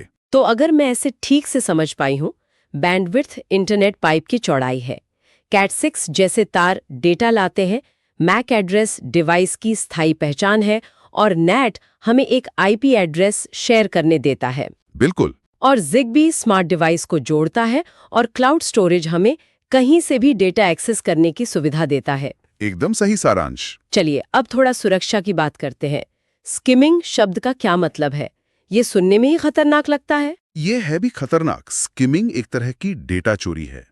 इसमें किसी मशीन जैसे ATM पर गैर कानूनी तरीके से एक डिवाइस लगाकर आपके कार्ड की जानकारी चुरा ली जाती है। ओह, मतलब वो मशीन के ऊपर ही कुछ लगा देते हैं? हाँ, वो डिवाइस इतना छोटा होता है कि नजर भी नहीं आता और जब आप कार्ड स्वाइप करते हैं तो वो सारी जानकारी कॉपी कर लेता है। और वेबसाइट्स पर वो टेढ़ी-मेढ़ी तस्वीरें या अक्षर जिन्हें हमें पहचानना होता है, वो क्या हैं? उनसे तो बहुत झुंझलाहट होती है कभी-कभी। उसे कैप्चा कहते हैं। इसका पूरा नाम है completely automated public Turing test to tell computers and humans apart. इतना लंबा नाम? हाँ, ये एक सुरक्षा टूल है जो ये पक्का करता है कि वेबसाइट का इस्तेमाल कोई इंसान कर रहा है या कोई ऑटोमेटेड रोबोट मतलब बॉट। पायरेसी के बारे में भी बहुत सुनने को मिलता है। पायरेसी का मतलब है कॉपीराइट वाली सामग्री जैसे सॉफ्टवेयर, फिल्में, गाने को बिना इजाजत के कॉपी करना, बांटना या इस्तेमाल करना। ये गैरकानूनी है। डिजिटल दुनिया में हम कैसे साबित कर सकते हैं कि कोई दस्तावेज असली है? क्या यहाँ भी हस्ताक्षर होते हैं? बिल्कुल, इसके लिए डिजिटल सिग्नेचर का इस्तेमाल होता है। ये एक गणितीय तकनीक है जो डिजिटल दस्तावेजों की प्रामाणिकता और अखंडता को साबित करती है। क्या इसे कानूनी मान्यता है? यही सबसे जरूरी बात है। भारत में IT एक्ट 2000 के तहत इसे कानूनी मान्यता प्राप्त है और ये एक भौतिक हस्ताक्षर के बराबर है। अच्छा। जी, इसका इस्तेमाल ई-टेंडर, इनकम टैक्स फाइलिंग और बैंकिंग में होता है। तो संक्षेप में कहूँ तो स्किमिंग से हमारे कार्ड का डेटा चोरी हो सकता है, कैप्चा हमें बॉट्स से बचाता है, पायरेसी कॉपीराइट का उल्लंघन है और डिजिटल सिग्नेचर ऑनलाइन दस्तावेजों को कानूनी रूप से प्रमाणित करता है। आपने बिल्कुल सही पकड़ा। क्या कोई ऐसी तकनीक है जो बिना इंटरनेट के काम करती है? आज के जमाने में ये मुमकिन लगता नहीं। हाँ है। USSD मतलब अनस्ट्रक्चर्ड सप्लीमेंट्री सर्विस डेटा एक ऐसी ही तकनीक है। USSD? जी, ये एक real time mobile communication protocol है जो मेन्यू आधारित बातचीत के लिए इस्तेमाल होता है। जैसे अपने फोन का बैलेंस चेक करने के लिए 123 हैश डायल करना। अरे हाँ, वो तो बिना इंटरनेट के चलता है। बिल्कुल, या भारत में UPI बैंकिंग के लिए 99 हैश का उपयोग करना। ये सब बिना इंटरनेट के काम करता है। ये तो बहुत काम का है। अब एक मजेदार विषय पर आते हैं, इमोजी। ये कहाँ से आए? इमोजी की कहानी जापान से शुरू होती है। इन्हें सबसे पहले 1999 में जापानी कंपनी NTT डोकोमो ने अपने iMode मोबाइल इंटरनेट प्लेटफॉर्म के लिए लॉन्च किया था। 1999 में? इतने पुराने हैं ये? जी हाँ, शिगेताका कुरीता ने पहले 176 इमोजी डिजाइन किए थे, लेकिन इन्हें पूरी दुनिया में पहचान तब मिली जब 2011 में एप्पल ने इन्हें अपने आईफोन मतलब iOS 5 में शामिल किया। बहुत बढ़िया। तो USSD हमें बिना इंटरनेट के बैंकिंग जैसी सुविधाएं देता है और हमारे प्यारे इमोजी 1999 में जापान में पैदा हुए थे। बिल्कुल, कई बार हम IEEE जैसे शब्द देखते हैं। ये क्या है? IEEE का पूरा नाम है institute of electrical and electronics engineers. ये एक पेशेवर संस्था है जो इलेक्ट्रॉनिक्स और कंप्यूटर साइंस से जुड़े मानक मतलब स्टैंडर्ड्स बनाती है। वाईफाई का स्टैंडर्ड भी IEEE ही बनाता है। और अंत में एज क्या है? एज विंडोज 10 ऑपरेटिंग सिस्टम का डिफॉल्ट वेब ब्राउजर है, जैसे पहले इंटरनेट एक्सप्लोरर हुआ करता था। आज की बातचीत से यह साफ हो गया है कि ये तकनीकी शब्द सिर्फ इंजीनियरों के लिए नहीं है। बैंडविड्थ से लेकर इमोजी तक ये सब हमारी डिजिटल जिंदगी का हिस्सा है। बिल्कुल। और इन अवधारणाओं को समझना हमें एक बेहतर और जागरूक डिजिटल नागरिक बनाता है।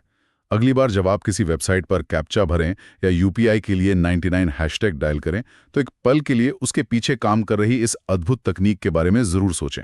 ये सोचने का एक बहुत अच्छा नजरिया है। ये हमें बताता है कि कैसे छोटी छोटी चीजें एक बड़ी डिजिटल दुनिया को संभव बनाती हैं। तकनीक सिर्फ कोड नहीं है, यह इंसानी जुड़ाव की कहानी। इस क्लास की PDF और सभी सब्जेक्ट्स के फ्री टॉपिक वाइज टेस्ट के लिए परीक्षा रैंक ऐप डाउनलोड करें। धन्यवाद।